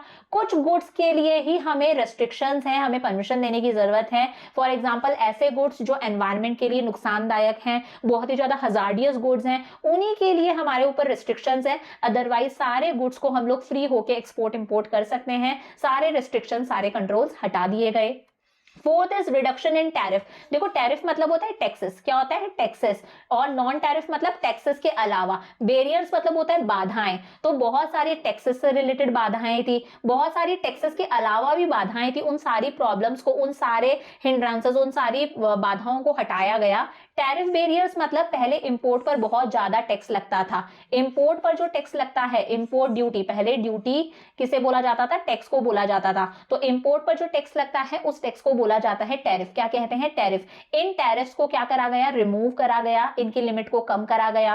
पहले कोटास फिक्स थे, उन कोटास को ही क्या कहते हैं? Non tariff barriers. कोटास मतलब लिमिट सेट थी कि आप इतना ही इंपोर्ट कर सकते हो, उन लिमिट्स को भी हटाया गया। तो जितने भी टैरिफ बैरियर्स थे, यानी कि जो टैक्सेस थे इंपोर्ट्स पर, उन्हें भी हटाया गया। जितने भी नॉन टैरिफ बैरियर्स थे, यानी कि हम लोगों ने कोटास फिक्स कर रखे थे कि आप इतना ही इंपोर्ट कर सकते हो। पहले कोटास फिक्स थे कि हम इतना ही इंपोर्ट कर सकते हैं, सिर्फ नेसेसरी वाले आइटम्स ही इंपोर्ट कर सकते हैं। उन कोटास को हटाया गया। Have been withdrawn on most goods traded between India and rest of the world. और लास्ट है विड्रॉवल ऑफ क्वांटिटेटिव रिस्ट्रिक्शंस। वही लिखा है, डब्ल्यूटीओ ने बोल दिया था, हम लोगों ने डब्ल्यूटीओ और इंटरनेशनल मॉनेटरी फंड के साथ में कमिटमेंट करी थी कि भाई हाँ, हम सारे के सारे रिस्ट्रिक्शंस हटा देंगे। तो जितने भी क्वांटिटेटिव रिस्ट्रिक्शंस थे, यानी कि जो कोटास फिक्स थे, लिमिट फिक्स थी ना कि इतना ही एक्सपोर्ट कर सकते हैं, इतना ही इंपोर्ट कर सकते हैं, स्पेशली इंपोर्ट्स पर कोटास लगाए गए थे। ये हम लोगों ने पिछले चैप्टर में भी पढ़ा था इंपोर्ट सब्स्टिट्यूशन में, कि इंपोर्ट्स पर कोटास फिक्स थे कि आप इतना ही इंपोर्ट कर सकते हो। उन सारे कोटास, उन सारे क्वांटिटेटिव रिस्ट्रिक्शंस को हटाया गया। एक बार दोबारा देखते हैं। सबसे पहले क्या हुआ? फॉरेन इन्वेस्टमेंट की जो लिमिट है उसे बढ़ाया गया। आज ये लिमिट 100% तक कर दी गई है कि हमारी कंपनी के 100% इक्विटी तक दूसरी कंट्रीज खरीद सकती हैं।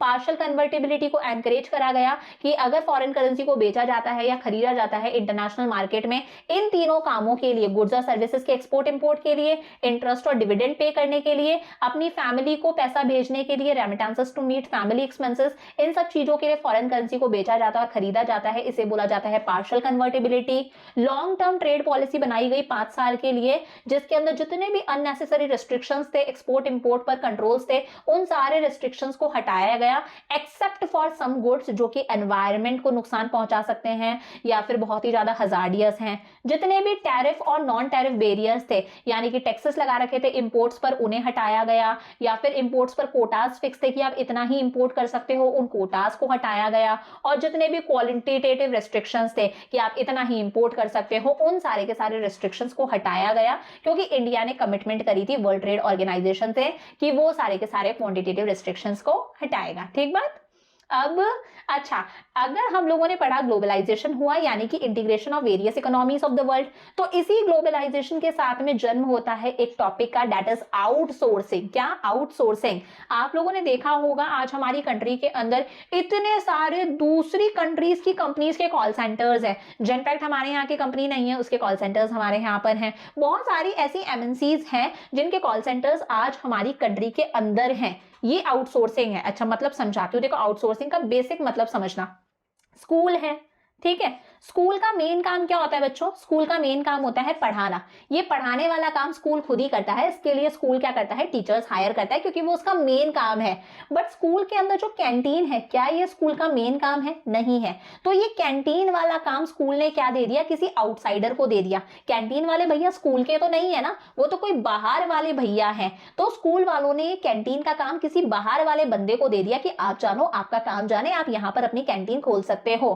तो जब कोई कंपनी या कोई ऑर्गेनाइजेशन अपना मेन काम तो खुद ही कर रहा है, बट वो काम जो उसका मेन नहीं है, कोई दूसरा काम है, एक्स्ट्रा काम है, वो किसी और से करवा रहा है, कहीं बाहर वाले से करवा रहा है, इसे बोला जाता है आउटसोर्सिंग। क्या बोला जाता है? आउटसोर्स कर दिया काम।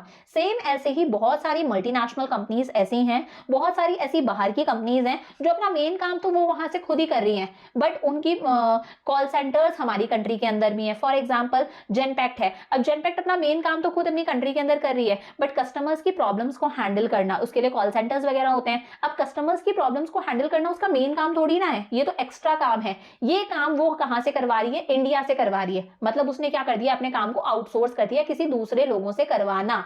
It is an important outcome of globalization. Globalization की वजह से ही आउटसोर्सिंग का जन्म हुआ है। It refers to a system of hiring business services from the outside world. अपना मेन काम तो खुद कर लो, बट दूसरी बिजनेस सर्विसेज, दूसरे एक्स्ट्रा काम आप दूसरी कंट्री से करवा लो। फॉर एग्जांपल बहुत सारी मल्टीनेशनल कंपनीज के जो कॉल सेंटर्स हैं वो हमारी कंट्री के अंदर हैं, मतलब वो काम दूसरी कंपनीज हमारी कंट्री के लोगों से करवा रही हैं। ये क्या है? आउटसोर्सिंग है। कॉल सेंटर्स बहुत अच्छा एग्जाम्पल है, आप लोग रिलेट कर सकते हो। टीचिंग की सर्विसेज हो गई, क्लिनिकल एडवाइस हो गई। फॉर एग्जाम्पल मैं कहती हूँ एक कंपनी है, जो कंपनी सॉफ्टवेयर डेवलप करती है, उससे रिलेटेड कोई काम है उस कंपनी का।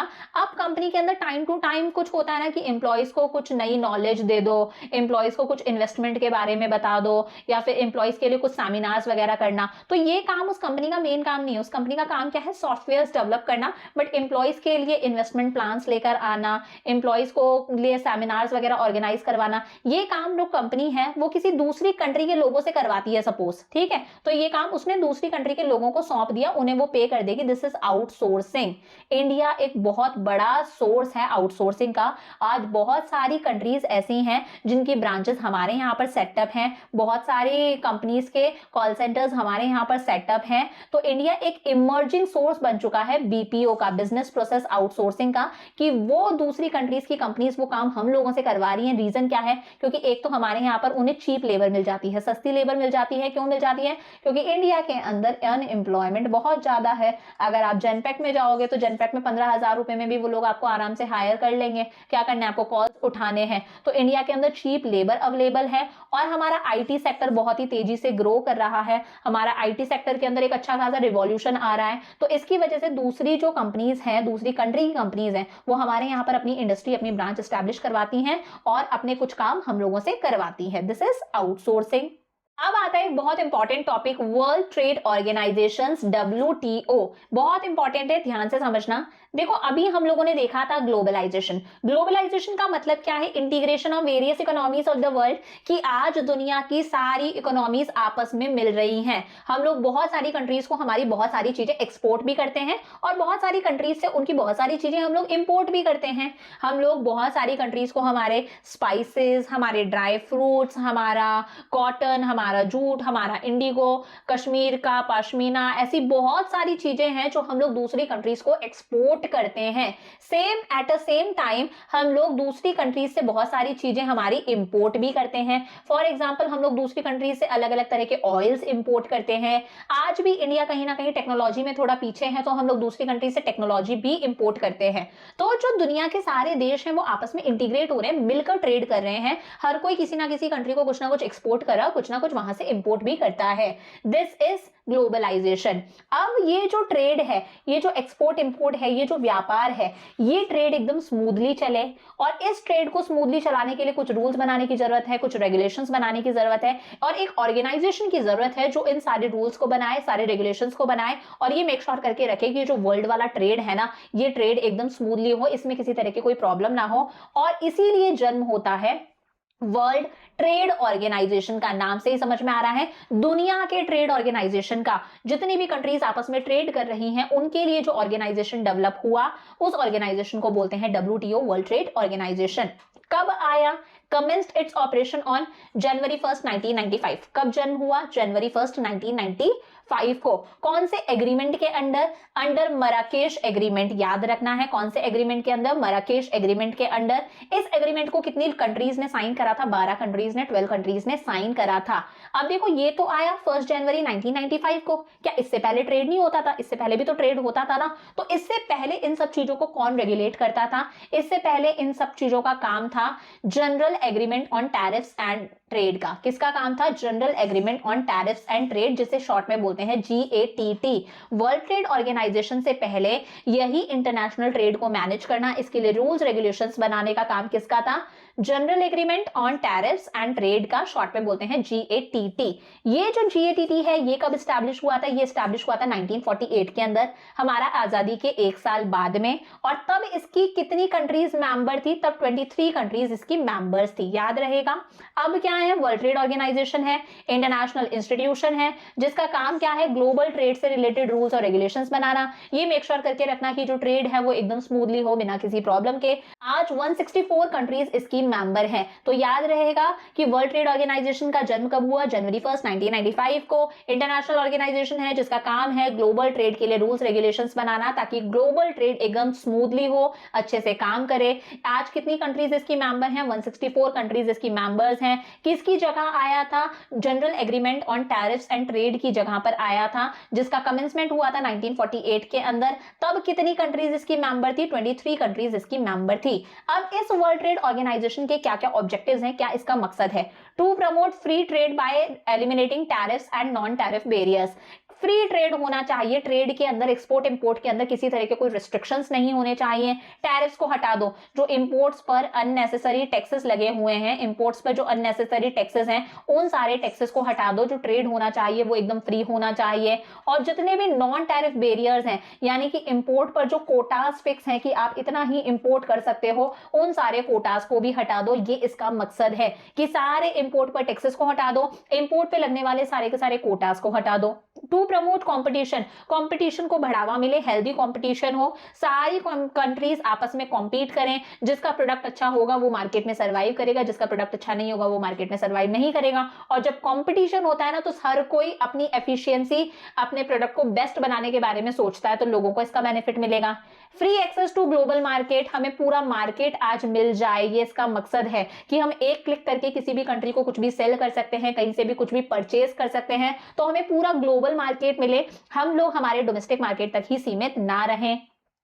To facilitate bilateral as well as multilateral trade agreements. इसका काम क्या है, जितने भी बायलेटरल एग्रीमेंट्स होते हैं और मल्टीलेटरल एग्रीमेंट्स होते हैं उन्हें प्रमोट करना, उन्हें हेल्प करना, उन्हें फैसिलिटेट करना। देखो बायलेटरल एग्रीमेंट्स मतलब जब एक कंट्री दूसरी कंट्री के साथ में कोई एग्रीमेंट साइन करती है, that is bilateral agreement. India ने किसी एक कंट्री के साथ में कोई एग्रीमेंट साइन करा एक्सपोर्ट इंपोर्ट का या किसी भी चीज का, दैट इज बायलेटरल एग्रीमेंट। वहीं जब एक कंट्री बहुत सारी कंट्रीज के साथ में कुछ एग्रीमेंट साइन करती है, इंडिया ने बहुत सारी कंट्रीज के साथ में कोई एग्रीमेंट साइन करा एक्सपोर्ट इंपोर्ट का, दैट इज मल्टीलेटरल एग्रीमेंट्स। हर तरह के एग्रीमेंट्स को फैसिलिटेट करना, प्रमोट करना इसका काम है।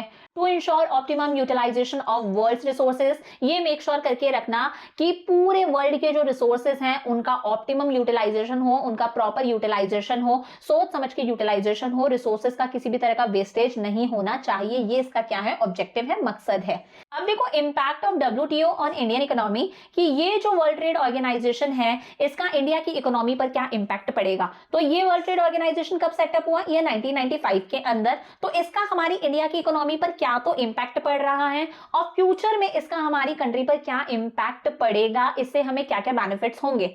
It will offer greater export opportunities, बिल्कुल WTO हमें बहुत सारी एक्सपोर्ट अपॉर्चुनिटीज देगा कि हम बहुत सारे हमारे प्रोडक्ट्स को इंटरनेशनल मार्केट में एक्सपोर्ट करने लगे। डेफिनेटली अगर हम एक्सपोर्ट करेंगे तो इंटरनेशनल ट्रेड में हमारा जो शेयर है वो क्या होगा, इंक्रीज होगा। इंटरनेशनल मार्केट में हमारा अगर शेयर इंक्रीज होगा, हम एक्सपोर्ट ज्यादा करेंगे तो हमारे पास में क्या आएगी, फॉरेन करेंसी आएगी, हमारा फॉरेक्स रिजर्व जो है वो इंक्रीज होगा। अंडर मल्टी फाइबर अरेंजमेंट्स, पहले एक अरेंजमेंट हुआ करता था, एक एग्रीमेंट समझ लो, multi fibre agreement.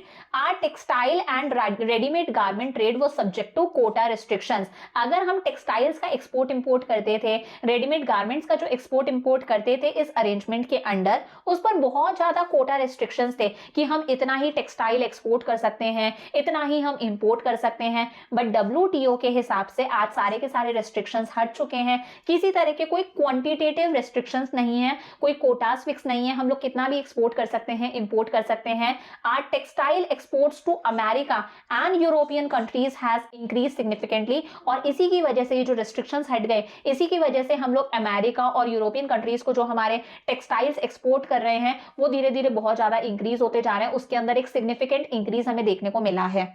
Due to reduction in trade barriers, WTO ने सारे के सारे ट्रेड बैरियर्स को हटा दिया गया है। फिर चाहे वो टैरिफ बैरियर्स हो, यानी कि इंपोर्ट्स पर जो टैक्सेस लगा रखे थे उन टैक्सेस को भी हटा दिया गया है, और इंपोर्ट्स पे जो कोटास फिक्स थे उन्हें भी हटा दिया गया है। सब्सिडीज भी कम कर दी है। WTO ने बोला कि भाई सब्सिडीज भी मत दो। जो डेवलप्ड कंट्रीज है ना, डेवलप्ड कंट्रीज के अंदर एग्रीकल्चरल गुड्स पर जो सब्सिडीज मिलती थी प्रोड्यूसर्स को, उन सब्सिडीज को बंद कर दो। क्या समझे, WTO ने बोला कि जो डेवलप्ड नेशन है, बहुत ज्यादा डेवलप्ड कंट्रीज हैं, वहां पर एग्रीकल्चरल गुड्स पर जो आप सब्सिडीज देते हो, सब्सिडीज मतलब फार्मर्स को जो एक्स्ट्रा बेनिफिट्स दिए जाते हैं कि फार्मर्स का बिजली का बिल भी कम आएगा, फार्मर्स को सस्ते में सीड्स दे दो, उन्हें फर्टिलाइजर सस्ते में दे दो, उन्हें इरिगेशन फैसिलिटीज दे दो, उन्हें कुछ बेनिफिट्स दे दो, तो वो डेवलप्ड कंट्रीज से सब्सिडीज बंद कर दो। अब डेवलप्ड कंट्रीज से अगर सब्सिडीज बंद हो जाएंगी तो उनके गुड्स की प्राइसेस क्या होंगी, मार्केट में इंक्रीज हो जाएंगी। यहाँ पर हम डेवलप्ड कंट्रीज की बात करें, हम इंडिया की बात नहीं करें, इंडिया डेवलपिंग कंट्री है।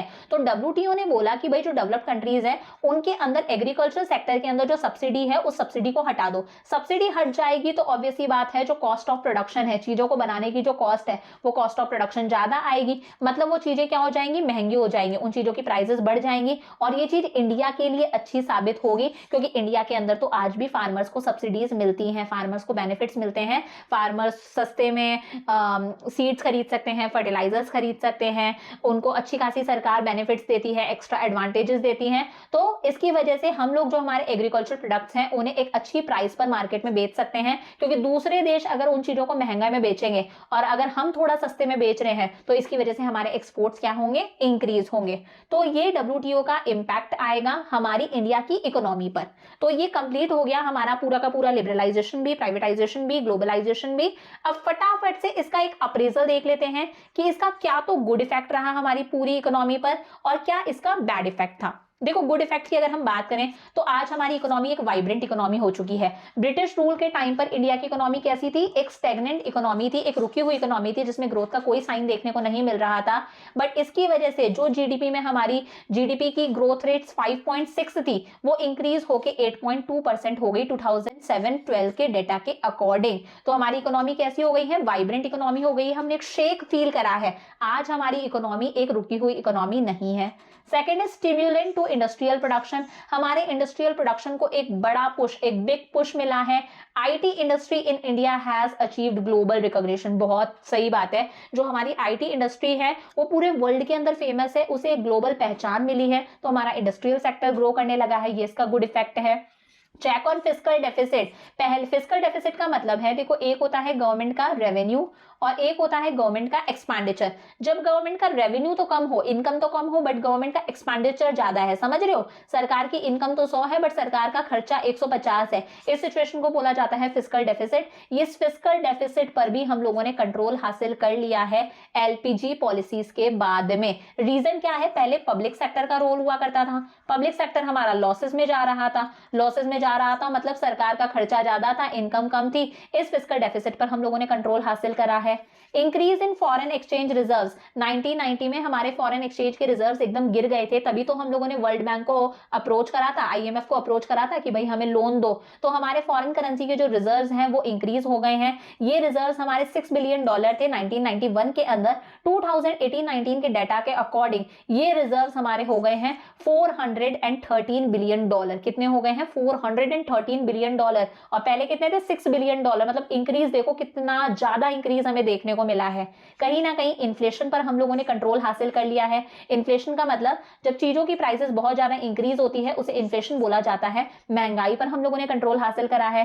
Consumer sovereignty. आज कंज्यूमर सोवरेन है यार, कंज्यूमर जो है वो मार्केट का किंग है। गुड्स और सर्विसेज बनाए जाते हैं कंज्यूमर की इच्छाओं के हिसाब से, और कंज्यूमर को आज अलग अलग वैरायटी के गुड्स और सर्विसेज अवेलेबल है। सिर्फ एक क्लिक करके वो इंडिया क्या किसी भी दूसरी कंट्री से कुछ भी मंगा सकता है। तो कंज्यूमर जो है वो पूरे मार्केट का किंग बन चुका है। कंज्यूमर को एक ग्लोबल मार्केट मिल रहा है, वो कहीं से भी कुछ भी एक्सपोर्ट कर सकता है, कहीं से भी कुछ भी खरीद सकता है। Goods are produced according to the needs of the consumer. इसकी वजह से कंज्यूमर्स का क्वालिटी ऑफ लाइफ भी इंप्रूव हो रहा है, उनका रहन सहन भी इंप्रूव हो रहा है। Flow of private foreign investment. हम लोगों ने प्राइवेट फॉरेन इन्वेस्टमेंट को एनकरेज करा है। LPG policies have made a significant increase in private foreign investment, कि आराम से दूसरी कंट्री के इंडिविजुअल्स या फिर वहां की कंपनीज, वहां के इंस्टीट्यूशंस हमारी कंट्री में पैसा इन्वेस्ट कर सकते हैं। Our domestic economy was not generating enough of surplus for reinvesting and indigenous technology was getting obsolete. हमारी डोमेस्टिक इकोनॉमी में तो इतना पैसा नहीं था कि हम हमारे देश में और इन्वेस्टमेंट कर सकें। हमारे देश में इतना पैसा नहीं था कि हम खुद ही खुद की कंट्री में पैसा लगा ले, कुछ इन्वेस्टमेंट कर सकें। हम लोग वही पुरानी टेक्नोलॉजी को यूज कर रहे थे, हमारी टेक्नोलॉजी ऑब्सोलीट होती जा रही थी, पुरानी होती जा रही थी। But private foreign investment has given a big relief to our government. आज प्राइवेट फॉरेन इन्वेस्टमेंट एनकरेज हो रहा है, दूसरी कंट्रीज हमारी कंट्री में पैसा इन्वेस्ट कर रही है। तो कहीं ना कहीं हमारी सरकार के लिए एक बहुत रिलीफ वाली बात है कि भाई हम तो खुद नहीं लगा सकते हमारी कंट्री में पैसा, बट दूसरे देश हमारी कंट्री में पैसा लगा रहे हैं। Eighth is recognition of India as an emerging economic power. आज इंडिया को सब जानने लगे हैं। एलपीजी पॉलिसीज के बाद में India is now being recognized as an emerging economic power. दूसरे देशों को लगने लगा है यार कि इंडिया भी एक इमर्जिंग इकोनॉमिक पावर है, उभर के आ रहा है। इंडिया आज वो स्टेगनेंट इकोनॉमी नहीं है, एक रुकी हुई इकोनॉमी नहीं है, बैकवर्ड इकोनॉमी नहीं है, ये भी एक वाइब्रेंट इकोनॉमी है। हम लोग भी इंटरनेशनल मार्केट में रिकॉग्निशन मतलब हमारी एक पहचान बना रहे हैं। It has raised India's economic ranking in the world. हमारी इकोनॉमिक रैंकिंग इंप्रूव हुई है, हम लोगों का जीडीपी में कंट्रीब्यूशन इंप्रूव हुआ है, हम लोग ग्रो कर रहे हैं internationally. A shift from monopoly market to competitive market. देखो एलपीजी पॉलिसीज के बाद में आज इतना ज्यादा प्राइवेटाइजेशन हो चुका है, गली गली में दुकानें हैं, गली गली में शोरूम है, तो प्राइवेटाइजेशन है, बहुत ही ज्यादा कॉम्पिटिशन है। तो हमारा कॉम्पिटिटिव कैरेक्टर बाहर निकल कर आ रहा है, हम लोग आपस में कॉम्पीट कर रहे हैं। डोमेस्टिकली तो हम लोग कॉम्पीट कर ही रहे हैं, हम इंटरनेशनली भी कॉम्पीट कर रहे हैं। डोमेस्टिक मार्केट में तो आज इतने सारा मतलब इतने सारे स्कूल्स हैं, इतने सारे कॉलेजेस हैं, इतने हॉस्पिटल्स हैं, इतनी अलग अलग तरह के शोरूम्स हैं, दुकानें हैं, तो बहुत ज्यादा कंपटीशन है। इंटरनेशनल मार्केट में भी बहुत ज्यादा कंपटीशन है, और जब कंपटीशन होता है तो हर कोई अपनी क्वालिटी को इंप्रूव करने पर ध्यान देता है, कंज्यूमर्स को कुछ ना कुछ बेनिफिट्स देगा, उन्हें चीजें सस्ते में प्रोवाइड करी जाएंगी ताकि कंपटीशन फेस करा जाए, कंपटीशन में आगे निकला जाए, जीता जाए, और यही कंपटीशन से लोगों को बेनिफिट मिलता है। तो आज हम कॉम्पिटिटिव मार्केट की तरफ शिफ्ट कर रहे हैं। तो ये क्या थे, बेनिफिट थे इन एलपीजी पॉलिसीज के। अच्छा, एक चीज और बता देती हूँ, ये ऊपर हम लोगों ने इन्वेस्टमेंट की बात करी थी। इन्वेस्टमेंट में दो चीजें आती हैं, एक होता है फॉरेन डायरेक्ट इन्वेस्टमेंट और एक होता है फॉरेन इंस्टीट्यूशनल इन्वेस्टमेंट। ध्यान से समझना। देखो, एफडीआई मतलब क्या है? FDI means investment by the foreigners by way of their business establishment in India, कि दूसरी कंट्री के जो इंडिविजुअल्स हैं या फिर वहां की जो कंपनीज हैं वो अपना कोई बिजनेस ही हमारी कंट्री में सेटअप कर दें, पूरा का पूरा खुद का कोई बिजनेस ही हमारी कंट्री में अगर सेटअप कर दें, उसे बोला जाएगा फॉरेन डायरेक्ट इन्वेस्टमेंट, एफडीआई। इसका मतलब डोमिनोज यहाँ की कंपनी नहीं है ना, बाहर की कंपनी है, उसका बिजनेस हमारी कंट्री में है, हर एरिया के अंदर आपको डोमिनोज मिल जाएगा। तो जब कोई फॉरेनर या फिर फॉरेन कंपनी अपना बिजनेस ही पूरा का पूरा हमारी कंट्री में सेटअप कर दे, that is FDI, foreign direct investment. Pepsi हमारे यहाँ की कंपनी नहीं है, कोका कोला हमारे यहाँ की कंपनी नहीं है, मैकडी हमारे यहाँ की फूड चेन नहीं है, बट उनका बिजनेस तो इंडिया के अंदर है ना। तो जब कोई फॉरेन कंपनी अपना पूरा का पूरा बिजनेस, पूरी की पूरी बिजनेस आउटलेट हमारी कंट्री के अंदर सेटअप कर दे, that is foreign direct investment, FDI. ये भी किसके अंदर आता है? फॉरेन इन्वेस्टमेंट में आता है। और एक होता है एफआईआई, फॉरेन इंस्टीट्यूशनल इन्वेस्टमेंट। क्या कहते हैं?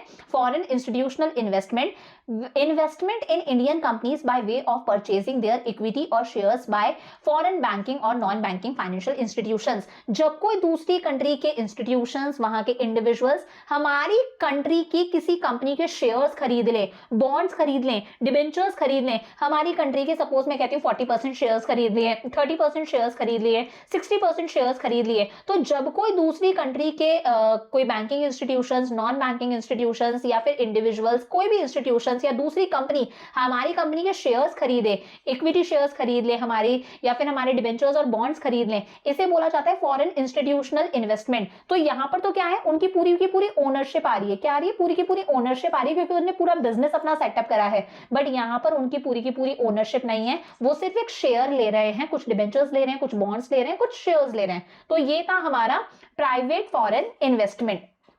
अब बस एक लास्ट टॉपिक कि एलपीजी पॉलिसीज का बैड इंपैक्ट क्या रहा। देखो, इन एलपीजी पॉलिसीज में हम लोगों ने सबसे ज्यादा फोकस किस पर करा? हमारे इंडस्ट्रियल सेक्टर पर और हमारे टर्शरी सेक्टर पर, और हमने हमारे एग्रीकल्चर सेक्टर को नेग्लेक्ट कर दिया। ये वो सेक्टर है जिस पर हमारी most of the population dependent है।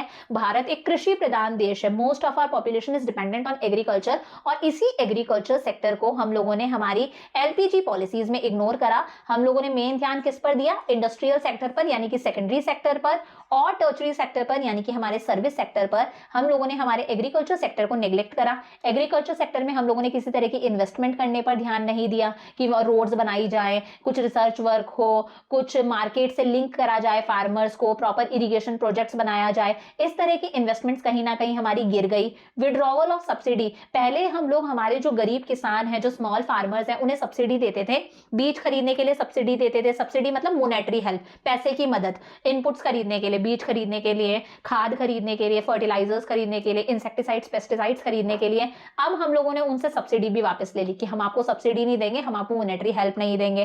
कट इन इंपोर्ट ड्यूटी, हमें पता है लिबरलाइजेशन के अंदर इंपोर्ट्स पर जो टैक्सेस लगते थे, उन टैक्सेस को गिरा दिया गया। Due to reduction in import duty, मान लो इंपोर्ट्स पर जो रेस्ट्रिक्शंस लग रहे थे, इंपोर्ट्स पर जो टैक्सेस लग रहे थे, अगर वो टैक्सेस गिर जाएंगे, यानी कि इंपोर्ट सस्ते हो गए। अगर इंपोर्ट सस्ते होंगे तो हम लोग दूसरी कंट्री का माल खरीदेंगे, हम लोग इंपोर्ट ज्यादा करेंगे। इंपोर्ट ज्यादा करेंगे तो जो बेचारे हमारे इंडियन फार्मर्स हैं वो उस ग्लोबल कंपटीशन को फेस नहीं कर पाएंगे, हम इंपोर्ट ज्यादा करने लग जाएंगे। तो कहीं ना कहीं हमारी जो डोमेस्टिक इंडस्ट्रीज हैं, जो हमारे इंडियन फार्मर्स हैं, उन्हें इसकी वजह से लॉस होगा। शिफ्ट इन क्रॉपिंग पैटर्न, पहले देखो फार्मर्स जो थे हमारे, वो सबसिस्टेंस क्रॉप्स ग्रो करते थे, वो राइस ग्रो करते थे, व्हीट ग्रो करते थे ताकि अपनी फैमिली का पेट भर सकें। अब वो कैश क्रॉप्स ग्रो करने लग गए। फॉर एग्जांपल कॉटन ग्रो करने लग गए, जूट ग्रो करने लग गए। ये चीज अगर वो ग्रो करने लग जाएंगे तो इन सब चीजों के लिए तो उन्हें दूसरे देशों पर निर्भर रहना पड़ेगा ना। खुद अगर कॉटन, जूट, इंडिगो ग्रो करेंगे तो राइस व्हीट कहाँ से लेकर आएंगे? तो हमारा क्रॉपिंग पैटर्न कहीं ना कहीं बदला। तो ये एक नुकसान था, हमारे एग्रीकल्चर सेक्टर को सबसे ज्यादा सफर करना पड़ा।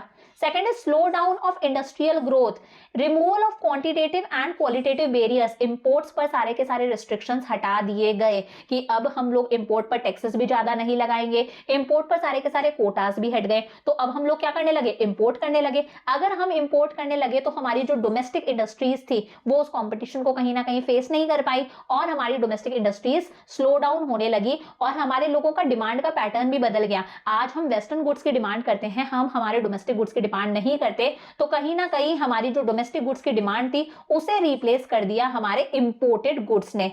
Third is unemployment. आज इतनी ज्यादा टेक्नोलॉजी आती जा रही है कि सारा काम टेक्नोलॉजी से हो रहा है। इवन देखो, अगर आजकल आप रेस्टोरेंट्स के अंदर वेटर की जगह पर भी रोबोट्स हैं, तो इतनी ज्यादा टेक्नोलॉजी आती जा रही है कि उस टेक्नोलॉजी की वजह से हमारा जीडीपी तो इंप्रूव हो रहा है, बट कहीं ना कहीं उस टेक्नोलॉजी ने, उस रोबोटिक्स ने हमारे लेबर को, एम्प्लॉइज को सब्सटीट्यूट कर दिया है। आज लेबर के बिना कंट्री के अंदर ग्रोथ हो रही है, तो इसकी वजह से बहुत ज्यादा कंट्री के अंदर अनएम्प्लॉयमेंट है। अपॉर्चुनिटीज ऑफ एम्प्लॉयमेंट कहीं ना कहीं खत्म होती जा रही है, कंट्री के अंदर अनएम्प्लॉयमेंट है क्योंकि वो जो टेक्नोलॉजी है वो लेबर को रिप्लेस करती जा रही है। तो ये क्या है? जॉबलेस ग्रोथ है। ग्रोथ तो हो रही है बट इस ग्रोथ के अंदर लोगों को जॉब नहीं मिल रही, इसी को बोला जाता है जॉबलेस ग्रोथ। क्या कहते हैं? Jobless growth. Fourth is disinvestment. हम लोगों ने देखा डिसइन्वेस्टमेंट हुआ जब गवर्नमेंट ने अपना शेयर किसे बेचा? प्राइवेट सेक्टर को बेचा। तो डिसइन्वेस्टमेंट क्या शो करता है? हमारी सरकार की इनएफिशिएंसी, कि कहीं ना कहीं हमारी सरकार इतनी सक्षम नहीं है कि वो सही से काम कर सके।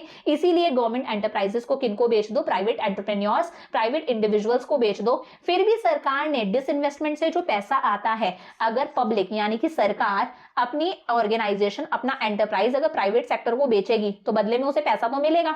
सरकार इस पैसे को यूज कर सकती थी ना कोई नई इंडस्ट्री स्टैब्लिश करने के लिए, कोई अच्छी एफिशिएंट इंडस्ट्री स्टैब्लिश करने के लिए, कोई प्रॉफिटेबल इंडस्ट्री स्टैब्लिश करने के लिए, बट सरकार ने इस पैसे को नई इंडस्ट्रीज स्टैब्लिश करने के लिए यूज में नहीं लिया। ये भी एक नुकसान था। फिस्कल पॉलिसी की बात करें, देखो फिस्कल पॉलिसी मतलब, फिस्कल पॉलिसी होती है गवर्नमेंट के रेवेन्यू और गवर्नमेंट के एक्सपेंडिचर से रिलेटेड पॉलिसी। मैंने पीछे भी बताया था, सरकार के रेवेन्यू और एक्सपेंडिचर से रिलेटेड पॉलिसी को बोलते हैं फिस्कल पॉलिसी। और रेवेन्यू का मतलब क्या है? इनकम। और सरकार की इनकम का सबसे बड़ा सोर्स क्या है? टैक्स है। सरकार की इनकम का सबसे बड़ा सोर्स क्या है? टैक्स है। इन रिफॉर्म्स के अंदर सरकार ने टैक्सेस की रेट्स को क्या कर दिया? गिरा दिया। पीछे पढ़ा था ना हम लोगों ने टैक्स रिफॉर्म्स में कि टैक्स को डिक्रीज करा गया ताकि लोग एनकरेज होकर टैक्स पे करें, और इसकी वजह से सरकार का रेवेन्यू क्या हुआ? कहीं ना कहीं टैक्स इनकम कम हुई। पहले टैक्सेस से ज्यादा पैसा मिल रहा था, अब कहीं ना कहीं टैक्सेस से पैसा कम मिल रहा था। This led to decrease in tax revenue of the government. Tax reforms marked a reduction in tariff rates and custom duty. Tariff rates मतलब हम लोगों ने जो इंपोर्ट्स पर टैक्सेस थे उन टैक्सेस को भी गिरा दिया, उन टैक्सेस को गिरा दिया। अगेन सरकार की टैक्स से होने वाली इनकम डिक्रीज हो गई। It further led to decrease in tax revenue of the government. Tax incentives were offered to foreign investors to increase foreign investment. हम लोगों ने फॉरेनर्स को एनकरेज करा कि आप हमारी कंट्री में पैसा इन्वेस्ट करो। अगर आप हमारी कंट्री में पैसा इन्वेस्ट करोगे तो पहले अगर आपको सपोज टैक्स देना पड़ता था 20%, अब हम आपसे 10% टैक्स ही लेंगे, तो हम लोगों ने उस पर भी टैक्सेस गिरा दिए। इसकी वजह से भी सरकार का कहीं ना कहीं रेवेन्यू डिक्रीज हुआ। तो ये भी है कि अगर सरकार का रेवेन्यू डिक्रीज होगा, सरकार के पास में इनकम ही नहीं आ रही, तो सरकार एक्सपेंडिचर भी नहीं करेगी, खर्चा भी नहीं करेगी, सरकार वेलफेयर पर खर्चा ही नहीं करेगी, सरकार स्कूल्स भी नहीं खोलेगी, हॉस्पिटल्स भी नहीं खोलेगी। खुद के पास में पैसा कम है तो ऑब्वियस सी बात है गवर्नमेंट वेलफेयर एक्सपेंडिचर भी कम करेगी। Sixth is lopsided growth process. ये हमारा जो ग्रोथ प्रोसेस है ये थोड़ा सा डगमगाया हुआ था, ये इंक्लूसिव नहीं था। इंक्लूसिव नहीं था का मतलब है इस ग्रोथ प्रोसेस ने हमारी इकोनॉमी के सारे सेक्टर्स को इंक्लूड नहीं करा। हम लोगों ने इस एलपीजी पॉलिसी के अंदर सबसे ज्यादा फोकस करा टर्शरी सेक्टर पर, यानी कि आईटी सेक्टर पर। हम लोगों ने हमारे एग्रीकल्चर सेक्टर को नेग्लेक्ट करा, हम लोगों ने सबसे ज्यादा आईटी सेक्टर पर फोकस करा। तो लोपसाइडेड ग्रोथ प्रोसेस था, सबको हम लोगों ने इंक्लूड नहीं करा, सोसाइटी के सारे सेक्टर्स को इंक्लूड नहीं करा, कुछ सेक्टर्स को इंक्लूड करा, कुछ को हम लोगों ने कंप्लीटली क्या कर दिया? नेग्लेक्ट कर दिया। Seventh is urban concentration of growth process. आज भी हमारा ग्रोथ प्रोसेस कैसा है, अर्बन कॉन्सेंट्रेशन ज्यादा है। सारी की सारी एमएनसी, सारी की सारी चीजें अर्बन एरियाज में है। आज भी आप अगर किसी बिल्कुल बैकवर्ड एरिया में चले गए ना, तो वहां पर आपको अच्छे स्कूल्स नहीं मिलेंगे, कॉलेजेस नहीं मिलेंगे, हॉस्पिटल्स नहीं मिलेंगे। तो इन एलपीजी पॉलिसीज के बाद में ग्रोथ तो हुई है, बट ग्रोथ सिर्फ और सिर्फ कहां हुई है, अर्बन एरियाज के अंदर हुई है। रूरल एरियाज को हम लोगों ने पीछे छोड़ दिया है। Concentration of growth process in urban areas, जो एमएनसीज हैं वो सारी की सारी अर्बन एरियाज में ही है। जो रूरल अर्बन का जो गल्फ है वो धीरे धीरे बढ़ता जा रहा है। रूरल एरियाज वही पीछे हैं, अर्बन एरियाज धीरे धीरे और ग्रो करते जा रहे हैं। रूरल एरियाज वहीं जहां पर थे वहीं है। तो रूरल और अर्बन के बीच का ये जो गल्फ है, जो गैप है, ये धीरे धीरे बढ़ता जा रहा है। It is economic colonialism. अच्छा, कॉलोनियलिज्म क्या होता है? जब एक कंट्री दूसरी कंट्री पर रूल करती है, जैसे ब्रिटिशर्स हमारी कंट्री पर रूल करने आए थे, उस कंट्री के सारे रिसोर्सेज को यूज करती है, उस कंट्री का एक्सप्लॉयटेशन करती है, इसे कॉलोनियलिज्म बोलते हैं। अब एक कॉलोनियलिज्म तो हम लोगों ने 200 साल तक सफर करा था। जब ब्रिटिशर्स हमारी कंट्री पर रूल करने आए थे, वो कॉलोनियल पीरियड था 200 साल का। 200 साल तक ब्रिटिशर्स ने हमारी कंट्री पर रूल करा, हमारे रिसोर्सेज को यूज करा, हमारा एक्सप्लॉयटेशन करा। बट इन एलपीजी पॉलिसीज के बाद में देखा जाए तो आज एमएनसीज ने हमारे इंडिया के मार्केट पे कब्जा कर रखा है। इंडिया के अंदर डोमेस्टिक इंडस्ट्रीज कम है, एमएनसीज ज्यादा है, मल्टीनेशनल कंपनीज ज्यादा है, बाहर की कंपनीज, और इसी की वजह से वो हमारी कंट्री को कंट्रोल कर रही हैं। आज भी वही हमारी कंट्री पर रूल कर रहे हैं। We might suffer a sort of economic colonialism. ये भी एक तरह का कॉलोनियलिज्म ही है कि आज भी हम गुलाम हैं। किसके गुलाम हैं? एमएनसीज के गुलाम हैं। ये जो एमएनसीज हैं वो हमारी इंडिया की जो मार्केट है, हमारी जो डोमेस्टिक इंडस्ट्रीज हैं, उनका एक्सप्लॉयटेशन कर रही हैं। लास्ट इसका डिमेरिट ये है, स्प्रेड ऑफ कंज्यूमरिज्म। पीछे हम लोगों ने देखा कि भाई कंज्यूमर सोवरेन है, कंज्यूमर मार्केट का किंग बन चुका है। अब इन एलपीजी पॉलिसीज के बाद में बहुत सारे प्राइवेट एंटरप्रेन्योर्स ने अपनी इंडस्ट्रीज एस्टैब्लिश कर ली। इवन हम लोग दूसरी कंट्रीज से भी इंपोर्ट कर रहे हैं। तो हम इतना ज्यादा परचेज करने लग गए हैं। कंज्यूमरिज्म यानी कि परचेज करना इतना ज्यादा इंक्रीज होता जा रहा है कि हम दिखावे में ये चीजें खरीद रहे हैं। Spread of MNCs has resulted in the large scale spread of consumerism. Indian society spending money indiscriminately with through borrowings. हमारी जो इंडिया की सोसाइटी है उसे इतने गुड्स मिल रहे हैं डोमेस्टिकली और इंटरनेशनली कि हम लोग इनडिस्क्रिमिनेटली बिना सोचे समझे चीजों को खरीद रहे हैं, चाहे चीजें हमारे काम की हैं चाहे हमारे काम की नहीं है। शो ऑफ के लिए हम लोग चीजों को परचेज कर रहे हैं और एक ट्रेंड सा बन गया है, चाहे हम पैसा बोरो करके ही किसी चीज को खरीदे, बट हम चीजों को खरीदते हैं। गाड़ी खरीदने का पैसा नहीं है, बोरो करके खरीदेंगे, बट खरीदेंगे। घर में एसी लगाने के लिए हमारे पास पैसे नहीं है, पैसा बोरो करके एसी लगवाएंगे। तो कंज्यूमरिज्म स्प्रेड हो रहा है कि चाहे पैसा है या नहीं है, एक हैबिट डेवलप हो गई है पैसा खर्च करने की, बिना सोचे समझे, चाहे बोरो करके ही खर्च करना पड़े। तो ये हम लोगों ने कर लिया हमारा पूरा चैप्टर इकोनॉमिक रिफॉर्म सिंस 1991 की। 1991 के बाद में कौन कौन से रिफॉर्म्स आए, सारे रिफॉर्म्स हम लोगों ने पढ़ लिए। लिबरलाइजेशन, प्राइवेटाइजेशन, ग्लोबलाइजेशन, उसका गुड इंपैक्ट देख लिया, बैड इंपैक्ट देख लिया। अब मैं दूंगी आपको 5 होमवर्क क्वेश्चंस जिनका आंसर आपको मुझे कमेंट सेक्शन में करना है। First is name any one Maharatna company. किसी भी एक महारत्ना कंपनी का आपको नाम बताना है। ये क्वेश्चन मैंने हाईलाइट इसलिए करा है क्योंकि ये क्वेश्चन आपके इस साल के सैंपल पेपर में गिवन है 1 मार्क के अंदर। Second is GATT was established in the year dash with dash member countries। हो सके तो मुझे फुल फॉर्म भी बताना इसकी, कब एस्टैब्लिश हुआ था और उस टाइम पर कितनी कंट्रीज इसकी मेंबर्स थी। Third, India has become a preferred outsourcing destination. आज इंडिया आउटसोर्सिंग के लिए एक बहुत अच्छा डेस्टिनेशन है। रीजन है availability of unskilled labour, quality of IT services and availability of skilled labour. इनमें से कौन सा ऑल्टरनेटिव सही है? A है only first and second, B is only second and third, C is only third and D is only second. Fourth is India is often called as outsourcing destination of the world. India को outsourcing destination भी बोला जाता है। Discuss the prime reasons for the name given to India. आपको बताना है इसके पीछे क्या क्या रीजंस है, थोड़ा तरीके से एक्सप्लेन करना क्योंकि ये बनता है हमारे पास में 3 नंबर का क्वेश्चन। और लास्ट क्वेश्चन है name any one Navratna company. किसी एक नवरत्ना कंपनी का आपको मुझे नाम बताना है। तो LPG हम लोगों ने आज कंप्लीट कर लिया। 4 चैप्टर्स के वन शॉट्स हम लोग कर चुके हैं। Indian economy on the eve of independence, second हम लोगों ने करा 5 ईयर प्लान्स, थर्ड हम लोगों ने करा एग्रीकल्चर, इंडस्ट्री एंड ट्रेड। अगर आप NCERT फॉलो कर रहे हो तो अगर आपको सेकंड चैप्टर पढ़ना है इंडियन इकोनॉमी 1950 टू 1990, उसके लिए आपको मेरे 2 चैप्टर्स करने होंगे। एक तो chapter 2 5 year plans in India और एक chapter 3 agriculture, industry and trade 1950 to 1990। आज कर लिया न्यू इकोनॉमिक पॉलिसी की 1991 से कौन कौन से चेंजेस आए। अब नेक्स्ट क्लास के अंदर हम लोग करेंगे human capital formation. Again one shot video होगा, तब तक यहाँ तक का पढ़ के रखना, नोट्स बना के रखना। मिलते हैं नेक्स्ट क्लास के अंदर। Bye for now.